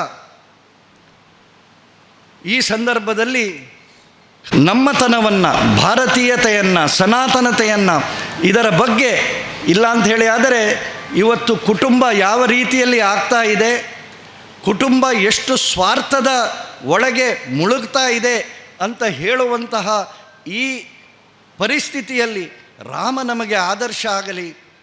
ರಾಮನಿಗೆ ನಾನು ಗುರುಗಳ ಜೊತೆ ಸಣ್ಣ ದಿನದಿಂದಲೂ ಸಹ ಒಟ್ಟಿಗೆ ಇದ್ದೇನೆ. ಇವತ್ತವರು ಈ ಕ್ಷೇತ್ರದ ಪೀಠಾಧಿಪತಿ. ಒಂದು ನಾವು ತಿಳ್ಕೊಳ್ಬೇಕು, ರಾಮ ಭಾರತವನ್ನು ಉತ್ತರದಿಂದ ದಕ್ಷಿಣಕ್ಕೆ ಜೋಡಿಸಿದ. ಅದು ತ್ರೇತಾಯುಗದಲ್ಲಿ. ದ್ವಾಪರ ಯುಗದಲ್ಲಿ ಕೃಷ್ಣ ಭಾರತವನ್ನು ಪಶ್ಚಿಮದಿಂದ ಪೂರ್ವಕ್ಕೆ ಜೋಡಿಸಿದ. ಈ ಎರಡು ದೈವ ಶಕ್ತಿಗಳು ಭಾರತವನ್ನು, ಒಬ್ಬರು ರಾಮ ಉತ್ತರದಿಂದ ದಕ್ಷಿಣಕ್ಕೆ, ಕೃಷ್ಣ ಪಶ್ಚಿಮದಿಂದ ಪೂರ್ವಕ್ಕೆ ಜೋಡಿಸಿದ. ಕಲಿಯುಗದಲ್ಲಿ ಇದನ್ನು ಒಟ್ಟಾಗಿ ನಿಲ್ಲಿಸುವಂಥ ತಾಕತ್ತು, ಸಾಮರ್ಥ್ಯ ಇದ್ದರೆ ಅದು ಸಂತರಿಗೆ ಮಾತ್ರ ಆಗೋದು. ರಾಜಕಾರಣಿಗಳಿಂದ ಭಾರತವನ್ನು ಜೋಡಿಸಲಿಕ್ಕೆ ಆಗೋದಿಲ್ಲ. ರಾಜಕಾರಣಿಗಳು ಕತ್ತರಿ ಆಗ್ತಾ ಇದ್ದಾರೆ, ಸ್ವಾಮೀಜಿಗಳು ಸೂಜಿ ಆಗ್ತಾ ಇದ್ದಾರೆ. ಜೋಡಿಸುವಂಥ ಕೆಲಸ ಸ್ವಾಮೀಜಿಗಳಿಂದ ನಡೀಬೇಕು. ಅದಕ್ಕೋಸ್ಕರ ಸಂತರ ಸದ್ಗುರು ಬ್ರಹ್ಮಾನಂದ ಸ್ವಾಮೀಜಿಯವರು ಹಿಮಾಲಯಕ್ಕೆ ಹೋಗದೆ ಮಠದಲ್ಲೇ ಇದ್ದುಕೊಂಡು ಭಾರತವನ್ನು ಜೋಡಿಸುವ ಕೆಲಸ ಆಗಬೇಕು ಅನ್ನೋದು ನನ್ನ ಮೊದಲ ಮನವಿ. ಯಾಕೆಂತ ಕೇಳಿದರೆ, ಮಹಾಭಾರತದ ಉದ್ಯೋಗ ಪರ್ವದಲ್ಲಿ ಒಂದು ಮಾತು ಬರುತ್ತದೆ, ಜಾನಾಮಿ ಧರ್ಮಂ ನಾಚಾಮೆ ಪ್ರವೃತ್ತಿ, ಜಾನಾಮ್ಯ ಧರ್ಮಂ ನಾಚಾಮೆ ನಿವೃತ್ತಿ ಅಂತ. ಕೃಷ್ಣ ದುರ್ಯೋಧನಲ್ಲಿ ಹೋಗಿ, ದುರ್ಯೋಧನ ಕುರುಕ್ಷೇತ್ರದ ಯುದ್ಧ ಆದರೆ ಅದೆಷ್ಟೋ ಹೆಣಗಳ ರಾಶಿ ಕಾಣಬಹುದು, ಅದು ಆಗಬಾರದು. ಮನುಷ್ಯ ಜೀವಿ ಕೊಲ್ಲುವಂತಹ ಸಿದ್ಧಾಂತ, ಯುದ್ಧದ ಸಿದ್ಧಾಂತ ಒಳ್ಳೆಯದಲ್ಲ. ಈ ಹಸ್ತಿನಾವತಿಯಲ್ಲಿ ಅಂದರೆ ಪಂಚಪಾಂಡವರಿಗೆ ಏನು ಕೊಡಬೇಕು, ಒಂದಿಷ್ಟಾದರೆ ಕೊಡು, ಅದು ಧರ್ಮ ಅಂತ ಹೇಳುವಾಗ ಕೃಷ್ಣನಲ್ಲಿ ಹೇಳ್ತಾನಂತೆ ದುರ್ಯೋಧನ, ಜಾನಾಮಿ ಧರ್ಮಂ ನಾಚಾಮಿ ಪ್ರವೃತ್ತಿ, ಜಾನಾಮ್ಯ ಧರ್ಮಂ ನಾಚಾಮಿ ನಿವೃತ್ತಿ ಅಂತ. ಧರ್ಮ ಏನು ಅಂತ ನನಗೆ ಗೊತ್ತಿದೆ ಕೃಷ್ಣ, ಆದರೆ ಅದನ್ನು ಪಡ್ಕೊಳ್ಳುವ ಪ್ರವೃತ್ತಿ ನನ್ನಲ್ಲಿಲ್ಲ. ಅಧರ್ಮ ಏನು ಅಂತ ನನಗೆ ಗೊತ್ತಿದೆ, ಆದರೆ ಇದನ್ನು ನಿವೃತ್ತಿ ಆಗೋದಕ್ಕೆ ಸಾಧ್ಯ ಇಲ್ಲ ಅಂತ ದುರ್ಯೋಧನ ಹೇಳಿದ. ಇವತ್ತಿನ ಕಲಿಯುಗದಲ್ಲಿ ಧರ್ಮಸ್ಥಳದಲ್ಲಿ ಕೂಡ ಧರ್ಮ ಏನು ಅಂತ ಗೊತ್ತಿದ್ರೂ ಕೂಡ ಅದರ ಹಿಂದೆ ಹೋಗುವವರಿಲ್ಲ. ಅಧರ್ಮ ಏನಂತ ಗೊತ್ತಿದೆ, ಅದರ ಹಿಂದೆ ಹೋಗುವಂಥ ಜನಾಂಗ ಜಾಸ್ತಿ ಆಗಿದೆ, ಯುವಶಕ್ತಿ ಜಾಸ್ತಿ ಆಗಿದೆ. ಇವತ್ತು ಜನರಿಗೆ ಧರ್ಮದ ಚಿಂತನೆ ಬೇಡ. ನಾನು ಕೇಳೋದು ಇಷ್ಟೇ, ಸದ್ಗುರು ನಮ್ಮ ಮಠಗಳು ಈಗ ಹರಿದ್ವಾರ ಇರ್ಬೋದು, ಭಟ್ಕಳ ಇರ್ಬೋದು, ಅಥವಾ ಇನ್ನು ಅಯೋಧ್ಯೆಯಲ್ಲಿ ತಾವು ಹೋಗಿದ್ದೀರಿ, ತಿರುಪತಿಯಲ್ಲಿ ಆಗ್ತಾಯಿದೆ. ಈ ಮಠಗಳು ರಾಷ್ಟ್ರ ಚಿಂತನೆ ಮಾಡೋ ಮಠಗಳಾಗಬೇಕು. ಜಾತಿ ಚಿಂತನೆಯ, ಮತ ಚಿಂತನೆಯ, ಭಾಷೆ ಚಿಂತನೆಯ ಮಠಗಳಾಗಬಾರದು. ರಾಷ್ಟ್ರ ಉಳಿದರೆ ನಮ್ಮ ಧರ್ಮ ಉಳಿತದೆ. ರಾಷ್ಟ್ರ ಹೋದರೆ ನಾವು ಎಲ್ಲ ಮುಗಿದ ಅಧ್ಯಾಯ. ಇಲ್ಲಿ ವೇದಿಕೆಯಲ್ಲಿ ಕೂತ್ರೆ ಚಾನ್ಸಸ್ಸೇ ಇಲ್ಲ. ಸನಾತನ ಧರ್ಮ ಯಾರಿಂದ ಉಳಿದು ಅಂತ ಕೇಳಿದರೆ ಸಂತರಿಂದ ಉಳಿದದ್ದು. ಸಂತರು ಇಲ್ಲದ್ರೆ ಯಾವ ಧರ್ಮ ನಮ್ಮ ದೇಶ ಈ ಸನಾತನ ಧರ್ಮ ಉಳಿಲಿಕ್ಕೆ ಸಾಧ್ಯ ಇಲ್ಲ. ಅದು ನೀವು ವಾಲ್ಮೀಕಿಯನ್ನು ತೆಗೀರಿ, ವೇದವ್ಯಾಸರನ್ನು ತೆಗೀರಿ, ಶಂಕರಾಚಾರ್ಯ ತೆಗೀರಿ, ಎಲ್ಲ. ಇವತ್ತು ನಮಗೆ ಬೇಕಾಗಿರುವುದು ನನ್ನ ದೃಷ್ಟಿಯಲ್ಲಿ ರಾಷ್ಟ್ರ ಚಿಂತನೆ ಮಾಡತಕ್ಕಂಥ ಧರ್ಮ ಅಗತ್ಯತೆ ಇದೆ. ರಾಷ್ಟ್ರ ಚಿಂತನೆ ಇಲ್ಲದೆ ಯಾವುದೇ ಧರ್ಮ ಕೂಡ ಮನುಷ್ಯ ಜೀವನ ಬದುಕಿಸಲಿಕ್ಕೆ ಸಾಧ್ಯ ಇಲ್ಲ.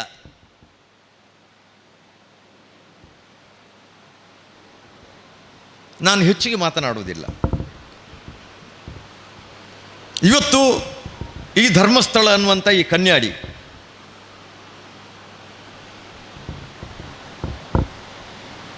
ಇವತ್ತು ಜಗತ್ತಿನ ಮುಂದೆ ಧರ್ಮಸ್ಥಳದ ಹೆಸರು ಯಾರಿಗೆ ಗೊತ್ತು? ಹೆಚ್ಚು ಭಾರತದವರಿಗೆ ಗೊತ್ತಿರೋ, ಜಗತ್ತಿನ ಹೊರಗಡೆ ಇರಲಿಲ್ಲ.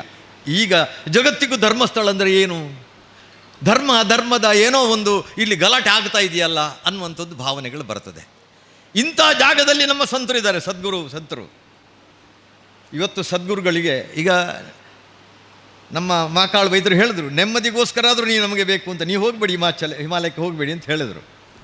ನೆಮ್ಮದಿ ಯಾರಿಂದ ಸಿಗಬೇಕು? ನೆಮ್ಮದಿ ಯಾರಲ್ಲಿ ಇದೆ? ನಮ್ಮಲ್ಲೇ ಇದೆ. ಹೊರಗೆ ನೆಮ್ಮದಿ ಇರಲ್ಲ. ಸಂತರು ಹೇಳೋದು ಎರಡೇ ಶಬ್ದ: ಸಾಕು ಎಂದರೆ ಸ್ವರ್ಗ, ಬೇಕು ಎಂದರೆ ನರಕ. ಅಷ್ಟೇ ಇರೋದು.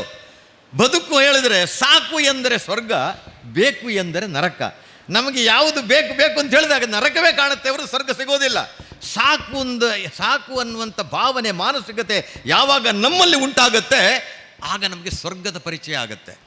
ದುರಂತ ಏನು ಅಂತ ಕೇಳಿದರೆ ಪ್ರತಿಯೊಬ್ಬನಲ್ಲಿ, ನಾವು ಈಗ ಸ್ವಾಮಿ ಮಾತಾಡಿದೆವು, ನಮ್ಮ ಪ್ರತಾಪ್ ಸಿಂಹ ನಾಯಕರಿದ್ದರು, ಹರೀಶ್ ಕುಮಾರ್ ಇದ್ದರು, ನಾವು ಹೇಳಿದಿಷ್ಟೇ, ನಮ್ಮ ಮಕ್ಕಳಿಗೆ ನಮ್ಮ ದೇಶದ ಚರಿತ್ರೆ ಪರಿಚಯ ಇಲ್ಲ.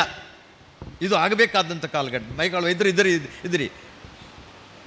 ಇವತ್ತು ಯಾವುದೇ ರಾಜಕೀಯ ಪಕ್ಷದಲ್ಲಿ ಯಾರೂ ಇರಲಿ, ಆದರೆ ಪ್ರಶ್ನೆ ಇರುವುದು ನಮ್ಮ ಮಕ್ಕಳಿಗೆ ನಮ್ಮ ದೇಶದ ಪರಿಚಯ, ನಮ್ಮ ಮನೆಯ ಪರಿಚಯ, ನಮ್ಮ ಸಂಪ್ರದಾಯದ ಪರಿಚಯ, ನಮ್ಮ ಸನಾತನದ ಪರಿಚಯ ಇಲ್ಲದೆ ಹೋದರೆ ನಮ್ಮ ಮಕ್ಕಳು ಈಗ ಹೇಳ್ತಾರೆ, ಮಗಕ್ಕೆ PhD ಮಾಡಿಸಿದೆ, ಇಂಜಿನಿಯರ್ ಮಾಡಿದೆ, ಡಾಕ್ಟ್ರ್ ಮಾಡಿದೆ, ಆದರೆ ಸಾಯುವ ಕಾಲಕ್ಕೆ ನನ್ನ ಮಗ ನನ್ನ ಹತ್ರ ಬರೋದಿಲ್ಲ. ಯಾಕೆ? ಅವನಿಗೆ ಕಲಿಸಿದ್ದು ನಾವು ದುಡ್ಡು ಮಾಡೋದಕ್ಕೆ ಮಾತ್ರ ಕಲಿಸಿದ್ದು. ಮನುಷ್ಯನನ್ನು ತಂದೆಯನ್ನು ತಾಯಿಯನ್ನು ಗುರುತಿಸುವಂಥ ಸಂಸ್ಕಾರ ಮಕ್ಕಳಲ್ಲಿ ಇದೆಯಾ? ಇಲ್ಲ. ಸಂಸ್ಕಾರ ಇಲ್ಲದ ಸಂಸ್ಕೃತಿ ಇಲ್ಲದ ಜ್ಞಾನ ಇಲ್ಲದ ವಿದ್ಯೆ ವೇಸ್ಟ್ ಅಂತ ಹೇಳ್ತೇವೆ ನಾವು. ಸಂಸ್ಕೃತಿ ಬೇಕಾದ್ದು ನಮಗೆ. ಸಂಸ್ಕಾರ ಇಲ್ಲದೆ, ಸಂಸ್ಕೃತಿ ಇಲ್ಲದೆ ಏನು ಮನುಷ್ಯ ಏನು ಬೆಳೆಯಲಿಕ್ಕೆ ಸಾಧ್ಯತೆ ಇದೆಯಾ? ಈಗ ರಘುಪತಿ ಭಟ್ರಿದ್ದಾರೆ ಅಲ್ಲಿ ಉಡುಪಿಯವರು, ಅವರಿಗಾದ್ರೆ ಅದು ಅನುಭವ ಇದೆ. ಅವ್ರು ಯಾಕೆ ಅಲ್ಲಿ ITI ಅನ್ನು ನೋಡ್ತಾ ಇದ್ದಾರೆ? ಅವರ ಜಾತಿ ಇದ್ದಲ್ಲ, ಅವರು ಜಾತಿ ಅವರ. ಮನುಷ್ಯ ಜಾತಿ, ಧರ್ಮ, ಮತ, ಭಾಷೆ ಮೀರಿ ಬದುಕುವಂಥ ಮಟ್ಟಕ್ಕೆ ಬೆಳೆದಾಗ ಮಾತ್ರ ಭಾರತದ ನಿಜವಾದಂಥ ಭಾರತೀಯರಾಗ್ತೀವಿ, ನಿಜವಾದ ಸನಾತನ ಧರ್ಮೀಯರಾಗ್ತೀವಿ. ಜಾತಿಯಿಂದ ಏನಾದರೂ ಮಾಡಲಿಕ್ಕಾಗುತ್ತೆ ಯಾರಿಗಾದರೂ? ನಾನು ಸ್ವಾಮೀಜಿಗಳು ಎಷ್ಟೋ ಸಲ ಹೇಳ್ತಾ ಇದ್ವಿ, ಸ್ವಾಮೀಜಿಗಳೇ ತಪ್ಪಿ ಕೂಡ ಈ ರಾಮಕ್ಷೇತ್ರ ಯಾವುದೇ ಒಂದು ಜಾತಿ ಮಠ ಆಗಬಾರ್ದು. ಭಾರತದ ಸನಾತನ ಧರ್ಮದ ಈ ಭಾರತದ ಪ್ರತಿಯೊಬ್ಬ ನಾಗರಿಕನ ಇದು ಮಠ ಆಗಬೇಕು ಅಂತ ನಾನು ಅವ್ರದ್ದು ಎಷ್ಟೋ ಸಲ ಹೇಳಿದ್ದೀನಿ. ಜಾತಿಯಿಂದ ಏನು ಮಾಡಲಿಕ್ಕೆ? ಜಾತಿಯಿಂದ ಜ್ಞಾನ ಸಿಗ್ತದ? ಜಗತ್ತು ಬೆಲೆ ಕೊಡೋದು ಜ್ಞಾನಕ್ಕೆ ಹೊರತು ಮತ್ತೆ ಯಾವುದಕ್ಕೂ ಬೆಲೆ ಕೊಡೋದಿಲ್ಲ. ಈ ಸತ್ಯ ನಮ್ಗೆ ಗೊತ್ತಿರಬೇಕು. ಇಲ್ಲಿಂದ ಬಂದಂತೆ ಎಲ್ಲ ನಮ್ಮ ಸದ್ಭಕ್ತರಿಗೆ ಜಾತಿ, ಧರ್ಮ, ಮತ, ಭಾಷೆಗಳು ನಮ್ಮನ್ನು ಮೇಲೆ ಕೆತ್ತುವುದಿಲ್ಲ. ನಿಮ್ಮೊಳಗಿರತಕ್ಕಂಥ ಅದ್ಭುತವಾದಂತಹ ಒಂದು ಪ್ರತಿಭೆ ಇರ್ಬೋದು, ಜ್ಞಾನ ಇರ್ಬೋದು. ನಾಲೆಜ್ ಈಸ್ ದ ಕರೆನ್ಸಿ ಅಂತ ಹೇಳ್ತದೆ. ಅದಕ್ಕೋಸ್ಕರ ಇವತ್ತು ಜ್ಞಾನ ಸಂಪಾದನೆ ಆಗತಕ್ಕಂಥ ಕೆಲಸ ಈ ಮಠದಲ್ಲಿ ಎಂಥ ಜ್ಞಾನ ಆಗಬೇಕು ಅಂತ ಹೇಳಿದ್ರೆ, ಮೊದಲು ನಿನಗೆ ಜನ್ಮ ಕೊಟ್ಟಂಥ ಈ ಭಾರತವನ್ನು ಜನನಿ ಜನ್ಮ ಭೂಮಿಶ್ಚ ಸ್ವರ್ಗಾದಪಿ ಗರಿಯಸಿ ಹೇಳಿದಂಥ ಶ್ರೀರಾಮಚಂದ್ರ ಯಾಕೆ ಹೇಳಿದ? ಲಕ್ಷ್ಮಣ ಹೇಳ್ತಾನೆ, ಅಣ್ಣ ರಾಮ, ಲಂಕೆಯಲ್ಲಿ ಎಂಥ ಬಂಗಾರದ ಅರಮನೆ ಇದೆ, ಬೇಕಾದ ಎಲ್ಲ ಸ್ವರ್ಗಗಳನ್ನು ಕಾಣತಕ್ಕಂಥ ಲಂಕೆ ಇಲ್ಲಿದೆ. ಇದು ಬಿಟ್ಟು ನಾವು ಅಯೋಧ್ಯೆಯಲ್ಲಿ ಏನಿದೆ? ಅಲ್ಲಿ ಮಣ್ಣು ಮಾತ್ರ, ನೀರು ಮಾತ್ರ ಇರುವುದು ಅಂತ ಹೇಳ್ತಾನೆ. ಬರೀ ಮಣ್ಣು ಮತ್ತು ನೀರಿದೆ ಅಂತ. ಆಗ ಹೇಳೋದು ನೋಡಿ ರಾಮ, ಜನನಿ ಜನ್ಮ ಭೂಮಿಶ್ಚ ಸ್ವರ್ಗಾದಪಿ ಗರಿಯಸಿ. ನನಗೆ ಜನ್ಮ ಕೊಟ್ಟಂಥ ಭಾರತ, ಆ ಭೂಮಿ, ನನಗೆ ಜನ್ಮ ಕೊಟ್ಟಂಥ ತಾಯಿ, ಅದು ಅಯೋಧ್ಯೆ, ಅಲ್ಲಿಗೆ ಹೋಗುತ್ತೇನೆ ಹೊರತು ಇಲ್ಲಿ ನನಗೆ ಸ್ವರ್ಗ ಸಿಗಲಿಕ್ಕೆ ಸಾಧ್ಯ ಇಲ್ಲ, ನಾನು ಅದಕ್ಕೆ ಹೋಗ್ತೇನೆ ಅನ್ನುವಂಥ ಎಂಥೊಂದು ಅದ್ಭುತವಾದಂಥ ಚಿಂತನೆ ಇದೆ. ಇವತ್ತು ನಾವು ನಮ್ಮ ಮಕ್ಕಳಿಗೆ ಇದು ಬರಬೇಕು. ನನಗೆ ಜನ್ಮ ಕೊಟ್ಟಂಥ ಭಾರತ, ನನಗೆ ಜನ್ಮ ಕೊಟ್ಟಂಥ ತಾಯಿ, ಅಲ್ಲಿಯೇ ನಾನು ಇರುತ್ತೇನೆ, ನನ್ನ ಜೀವನದ ಬದುಕಿನ ಪ್ರತಿಯೊಂದು ಬೆಳಕು ಕೂಡ ಅಲ್ಲೇ ಇದೆ ಅನ್ನುವಂಥ ಸಂಸ್ಕಾರ ನಮ್ಮ ಮಕ್ಕಳಿಗೆ ಕೊಡಬೇಕು. ನಾವು ಕೊಡ್ತಾ ಇಲ್ಲ. ಯಾಕೆಂತ ಹೇಳಿದ್ರೆ ನನಗೆ ಅನುಭವ ಆಗ್ತಾ ಇದೆ, ನಮ್ಮ ಮಕ್ಕಳಿಗೆ ಇವತ್ತು ಧರ್ಮದ ಪರಿಚಯವಿಲ್ಲ. ನೀವು ಯಾವುದೊಂದು ಕಾರ್ಯಕ್ರಮ ಆಗಲಿ, ಅಲ್ಲಿ ಫಿಲ್ಮ್ ಡ್ಯಾನ್ಸ್ ಮಾತ್ರ ಇದೆ, ತಪ್ಪಿಯೂ ಕೂಡ ಧರ್ಮಕ್ಕೆ ಸಂಬಂಧಪಟ್ಟ ಯಾವ ಡ್ಯಾನ್ಸ್ ಆಗ್ತಾ ಇಲ್ಲ, ಯಾವ ಚಿಂತನೆಯೂ ಆಗ್ತಾ ಇಲ್ಲ. ಅದಕ್ಕೋಸ್ಕರ ನಾವು ಇಂಥ ಕಾರ್ಯಕ್ರಮಗಳು, ಇಂಥ ಧಾರ್ಮಿಕ ಕಾರ್ಯಕ್ರಮಗಳು ಯಾಕಾಗಬೇಕು ಅಂತ ಕೇಳಿದ್ರೆ, ಶುರುವಿಗೆ ನಮ್ಮನ್ನು ನಾವು ಪರಿಚಯಿಸಿಕೊಳ್ಳುವಂಥ ಕಾರ್ಯಕ್ರಮ ಆಗಬೇಕು. ತನ್ನನ್ನು ತಾನು, ನಮ್ಮ ಗುರುತನ, ನಮ್ಮ ಉಡುಪಿಯ ಶಾಸಕರು ಬರ್ತಾ ಇದ್ದಾರೆ, ಬನ್ನಿ. ಉಡುಪಿಯ ನನ್ನ ಆತ್ಮೀಯರು ಯಶ್ಪಾಲ್ ಸುವರ್ಣರು ಬಂದಿದ್ದಾರೆ. ಗುರುಗಳ ಮೇಲಿನ ಅಭಿಮಾನದಿಂದ, ಅವರ ಮೇಲಿನ ಒಂದು ಗುರುಭಕ್ತಿಯಿಂದ ಇಲ್ಲಿ ಬಂದಿದ್ದಾರೆ. ಅವರಿಗೆ ನಾನು ಶ್ರೀರಾಮ ಕ್ಷೇತ್ರದ ಪರವಾಗಿ ಹೃದಯ ಶ್ರೀಮಂತಿಗೆ, ರನ್ಮನದ ಶ್ರೀಮಂತಿಗೆ ನಿಮಗೆ ಅಭಿನಂದನೆಗಳೊಟ್ಟಿಗೆ ಸ್ವಾಗತ ಮಾಡ್ತಾ ಇದ್ದೇನೆ. ಬಂಧುಗಳಿಗೆ ನಾನಿತ್ತು ಮಾತಾಡೋದಿಲ್ಲ. ಇಲ್ಲಿ ಬಂದಂತಹ ಎಲ್ಲ ನನ್ನ ಇಲ್ಲಿಯ ಶ್ರೀರಾಮ ಕ್ಷೇತ್ರದ ಭಕ್ತಾಗಿರ್ತ, ಉತ್ತರ ಕನ್ನಡದಿಂದ ಬಂದಿದ್ದೀರಿ, ಬೇರೆ ಬೇರೆ ಕಡೆಯಿಂದ ಬಂದಿದ್ದೀರಿ. ನಾವೆಲ್ಲ ಇಲ್ಲಿ ಬಂದಂಥವರು ಇಲ್ಲಿಂದ ಹೋಗುವಾಗ ಶ್ರೀರಾಮನ ಆದರ್ಶದ ನೆನಪು ಮಾಡಿಕೊಳ್ಳಿ. ದ್ವಾಪರಯುಗದ ಕೃಷ್ಣನ ನೆನಪು ಮಾಡಿ ನೋಡಿ. ಕೃಷ್ಣ ಲಾಸ್ಟ್ ಕಡೆಗೆ ಭಗವದ್ ನೋಡಿ. ನಾನು ಯಾಕೆ ಇದನ್ನು ಹೇಳ್ತೇನೆ ಸ್ವಾಮೀಜಿಗಳೇ, ಒಂದು ಕೆಲಸ ಆಗಬೇಕು. ನಾವು ಪ್ರತಿಯೊಬ್ಬನ ಮನೆಯಲ್ಲಿ ಕೂಡ ಒಂದು ಭಗವದ್ಗೀತೆ ಪುಸ್ತಕ ಇಡುವ ರೀತಿಯಲ್ಲಿ ತಾವು ಒಂದು ಕೆಲಸ ಮಾಡಬೇಕು. ಒಂದು ಮುಸ್ಲಿಮರ ಮನೆಗೆ ಹೋಗಿ ಅವನು ಏನೋ ಊಟ ಇರಲಿ ಇಲ್ಲದೇ ಇರಲಿ, ಅವನು ಭಿಕ್ಷುಕನೇ ಬೇಕಾದರಾಗಲಿ, ಅವನ ಮನೆಯಲ್ಲಿ ಒಂದು ಕುರಾನ್ ಇದೆ. ಇದು ನಾನು ಕಂಡ ಸತ್ಯ. ಅದೇ ಒಬ್ಬ ಕ್ರಿಶ್ಚಿಯನ್ರ ಮನೆಗೆ ಹೋಗಿ ಪ್ರತಿಯೊಬ್ಬ ಬಡವನ ಮನೆಯಲ್ಲಿ ಕೂಡ ಒಂದು ಬೈಬಲ್ ಇದೆ. 5 ವರ್ಷದ 6 ವರ್ಷದ ಕ್ರಿಶ್ಚಿಯನ್ ಹುಡುಗ ಬೈಬಲ್ನ ಬಗ್ಗೆ ಮಾತಾಡ್ತಾನೆ. ಒಬ್ಬ ಮುಸ್ಲಿಂ ಹುಡುಗ 5-6 ವರ್ಷದವನು ಕುರಾನ್ನ ಬಗ್ಗೆ ಮಾತಾಡ್ತಾನೆ. ನಾವು ಇಷ್ಟು ಜನ ಇದ್ದೀವಿ. ನಮ್ಮ ಮಕ್ಕಳಿಗೆ ಯಾರಿಗಾದರೂ ನಮ್ಮ ಗ್ರಂಥದ, ಅದು ಭಗವದ್ಗೀತೆ ತಗೊಳ್ಳಿ, 18 ಅಧ್ಯಾಯ ಇದೆ, 700 ಶ್ಲೋಕ ಇದೆ, ಅದರ ಬಗ್ಗೆ ಒಂದಿಷ್ಟಾದರೂ ಅವನಿಗೆ ಪರಿಚಯ ಇದೆ ನೋಡಿ, ಇಲ್ವೇ ಇಲ್ಲ. ಅದು ಇಲ್ವೇ ಇಲ್ಲ. ಸಿನಿಮಾ ನಟರ ಪರಿಚಯ ಎಲ್ಲರಿಗೂ ಇದೆ, ಎಲ್ಲ ಪರಿಚಯ ಇದೆ, ರಾಜಕಾರಣಿಗಳು ಹೆಸರಿರ್ಬೋದು, ಆದರೆ ನಮ್ಮ ಸಂತರ ಪರಿಚಯ, ನಮ್ಮ ದೇವರ ಪರಿಚಯ ಇದು ಇಲ್ವೇ ಇಲ್ಲ. ಇದು ಯಾರು ಕಲಿಸೋದು? ಯಾರು ಕಲಿಸಬೇಕು? ಮಾಸ್ಟರ್ಗಳು ಕಲಿಸೋದಿಲ್ಲ, ಸಂಬಳಕ್ಕೋಸ್ಕರ ಇರುವಂಥ ಮಾಸ್ಟರ್ಗಳು ಇರೋದು. ರಾಜಕಾರಣಿಗಳು ಕಲಿಸ್ತಾರೆ. ನಾನೊಬ್ಬ ರಾಜಕಾರಣಿ ಇದ್ದೇನೆ, ನಾವು ಕಲಿಸಲಿಕ್ಕೆ ಪುರ್ಸೊತ್ತಿಲ್ಲ ನಮಗೆ. ಯಾಕೆಂತ ಹೇಳಿದ್ರೆ ಅದು ಬೇರೆ ಬೇರೆ ಕೆಲಸಗಳಿದೆ. ಕಲಿಸಬೇಕಾದಂಥ ಇರುವಂಥದ್ದು ಸಂತರು.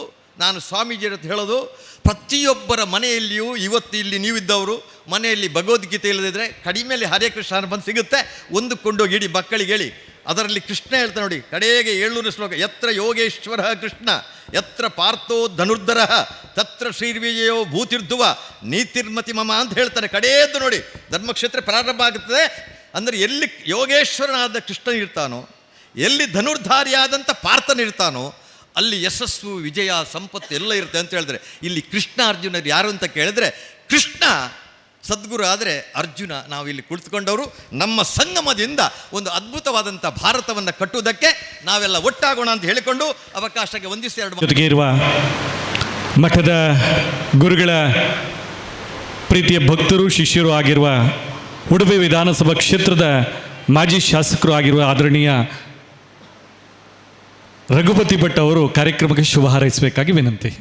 ಪಟ್ಟಾಭಿಷೇಕದ ವರ್ಧಂತ್ಯೋತ್ಸವ ಅದು ಎಲ್ಲದಕ್ಕಿಂತ, ಇಷ್ಟು ವರ್ಷದಕ್ಕಿಂತ ಈ ವರ್ಷದ ವರ್ಧಂತ್ಯೋತ್ಸವ ಬಹಳ ಪವಿತ್ರ ಮತ್ತು ಶ್ರೇಷ್ಠ ಅಂತ ಭಾವಿಸ್ತೇನೆ. ಯಾಕಂದರೆ ಅವರು ಮಹಾಮಂಡಲೇಶ್ವರರಾಗಿ ಆಯ್ಕೆಯಾದ ಮೇಲೆ ಪ್ರಥಮ ಒಂದು ಪಟ್ಟಾಭಿಷೇಕ, ಇವತ್ತು ವರ್ಧಂತ್ಯೋತ್ಸವ, ಪಟ್ಟಾಭಿಷೇಕದ ವರ್ಧಂತ್ಯೋತ್ಸವ ನಡೀತಾ ಇದೆ. ಹಾಗಾಗಿ ಈ ವರ್ಧಂತ್ಯೋತ್ಸವಕ್ಕೆ ವಿಶೇಷ.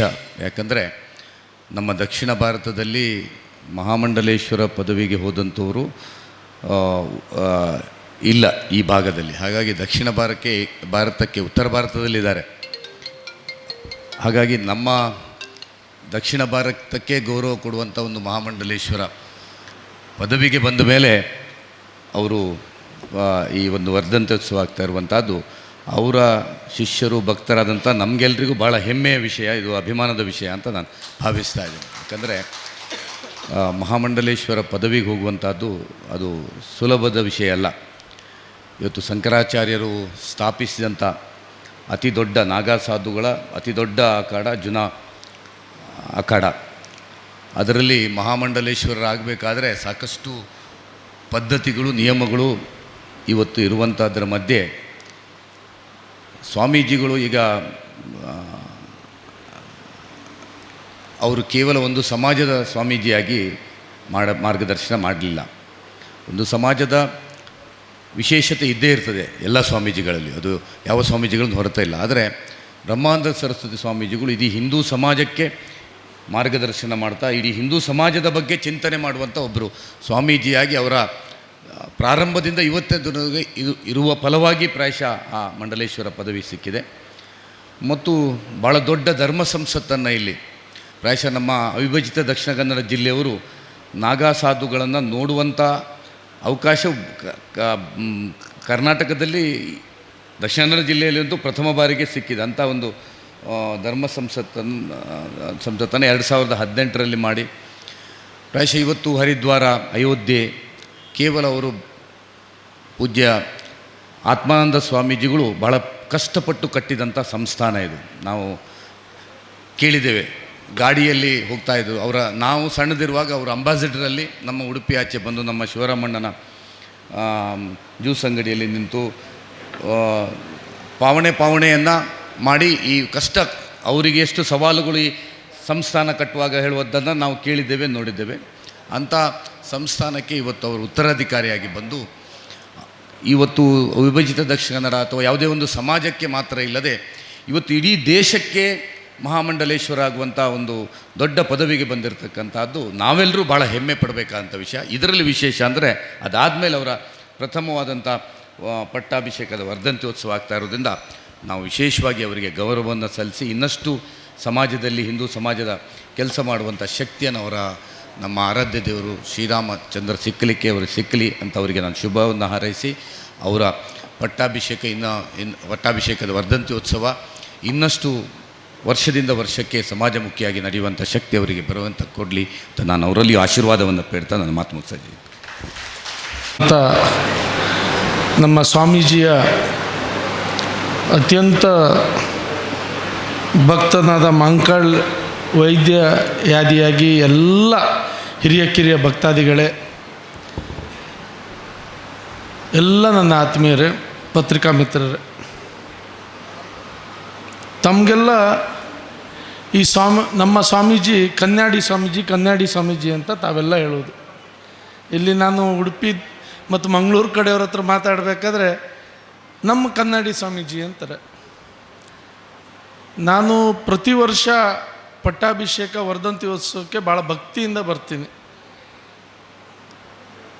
ಆದರೆ ಇವತ್ತು ಬರಬೇಕಾದ್ರೆ ಬಹಳ ವಿಶೇಷವಾಗಿ ಬಂದಿದ್ದೀನಿ, ಭಾಳ ಅಭಿಮಾನದಿಂದ ಬಂದಿದ್ದೀನಿ. ಒಂದು ಐತಿಹಾಸಿಕ ಘಟನಾವಳಿಗಳನ್ನು ನೋಡಿ ಬಂದಿದ್ದೀನಿ. ಜುಲೈ ಮತ್ತು ಆಗಸ್ಟ್ ತಿಂಗಳಲ್ಲಿ ಕುಮಟಾ ಹೊನ್ನಾವರದಲ್ಲಿ ಕಾನಹಳ್ಳಿಯಲ್ಲಿ ನಡೆದಂಥ ಚಾತುರ್ಮಾಸ ಒಂದು ಐತಿಹಾಸಿಕ ಘಟನೆ ಇನ್ನೂ ನನ್ನ ಕಣ್ಮುಂದೆ ಇದೆ ಅಂದರೆ ಅದು ಸುಳ್ಳಾಗಲಿಕ್ಕಿಲ್ಲ. ಅಷ್ಟೊಂದು ವೈಭವೀಕರಣದಲ್ಲಿ ಆ ಒಂದು ಚಾತುರ್ಮಾಸ ನಡೆದಂಥದ್ದು. 42 ದಿನ ಚಾತುರ್ಮಾಸ ನಡಿಬೇಕಾದ್ರೆ ಸ್ವಾಮೀಜಿಗಳು ನಮಗೆ ಜವಾಬ್ದಾರಿ ಕೊಟ್ಟಾಗ HR ನಾಯ್ಕ್ ನೇತೃತ್ವದಲ್ಲಿ ಮತ್ತು TT ನಾಯ್ಕರು ಮತ್ತು ಮಂಜುನಾಥ್ ನಾಯ್ಕರ ಸಹಭಾಗಿತ್ವದಲ್ಲಿ ಎಲ್ಲರೂ ಸೇರಿ ನಾವು ಹೋರಾಟ ಮಾಡಿದ್ವಿ. 42 ದಿನದಲ್ಲಿ ನಡೆದಂಥ ಆಶ್ಚರ್ಯ ಏನು ಅಂದರೆ, ಈಗೆಲ್ಲ ವೇದಿಕೆಯಲ್ಲಿ ಮಾತಾಡ್ಬೇಕಾದ್ರೆ ಹೇಳಿದ್ರು ಎಲ್ಲ ಸಮಾಜದ ಸ್ವಾಮೀಜಿ ಆಗಬೇಕು ನಮ್ಮ ಕನ್ಯಾಡಿ ಸ್ವಾಮೀಜಿ ಅಂತ. ಆದರೆ 42 ದಿನದ ಚಾತುರ್ಮಾಸದಲ್ಲಿ ನಡೆದಂಥ ಘಟನೆ ಕುಮಟಾ ಹೊನ್ನಾವರದ ಸಮಸ್ತ ಹಿಂದೂ ಸಮಾಜದ ಇದು ಚಾತುರ್ಮಾಸ ಆಯಿತು ಅಂತ ಭಾಳ ಅಭಿಮಾನದಿಂದ ಹೇಳೋದಕ್ಕೆ ಬಯಸ್ತೀನಿ. ಪ್ರತಿಯೊಂದು ಸಮಾಜದವರು ಆ 42 ದಿನದಲ್ಲಿ ಹೆಚ್ಚು ಕಡಿಮೆ 1.25 ಲಕ್ಷ ಭಕ್ತಾದಿಗಳು ಬಂದು ಅನ್ನಪ್ರಸಾದ ಸ್ವೀಕರಿಸಿ ಹೋದರು. ಆ 42 ದಿನದಲ್ಲಿ ಕುಮಟಾ ಹೊನ್ನಾವರದಲ್ಲಿ ಎಷ್ಟು ಹಿಂದೂ ಸಮಾಜದ ಜಾತಿಗಳಿವೆ ಎಲ್ಲರೂ ಬಂದು ನಮ್ಮ ಗುರುಗಳ ಆಶೀರ್ವಾದ ಪಡೆದು ಹೋದರು.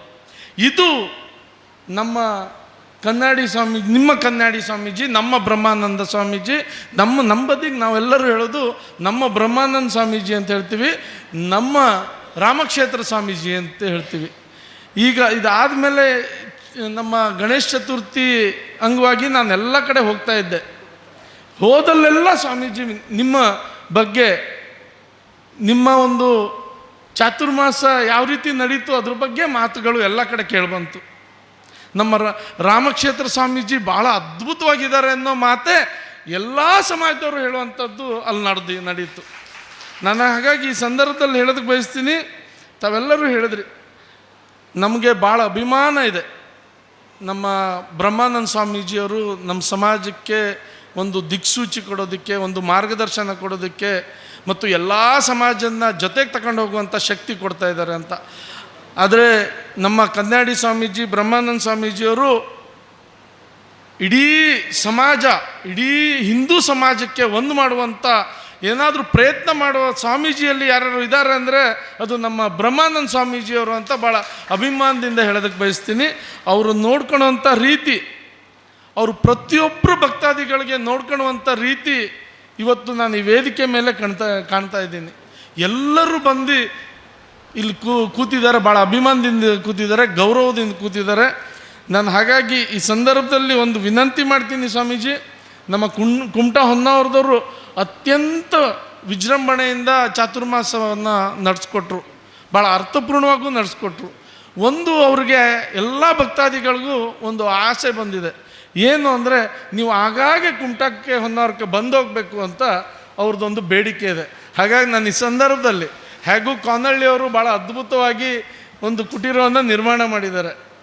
ತಾವು ಹಾಗಾಗಿ ನಮ್ಮ ಕುಮಟಾ ಹೊನ್ನಾವರಕ್ಕೆ ಭಟ್ಕಳಕ್ಕೆ ಬಂದಾಗೆ ಅಥವಾ ಅಯೋಧ್ಯೆಗೆ ಹೋಗೋ ದಾರಿಯಲ್ಲಿ ನಮ್ಮ ಕುಮಟಾಕ್ಕೆ ಬಂದು ಕುಮಟಾ ಹೊನ್ನಾವರಕ್ಕೆ ಬಂದು 1-2 ದಿನ ನಿಂತು ಹೋಗಬೇಕು, ನಮ್ಮೆಲ್ಲರಿಗೂ ಆಶೀರ್ವಾದ ಮಾಡಬೇಕು.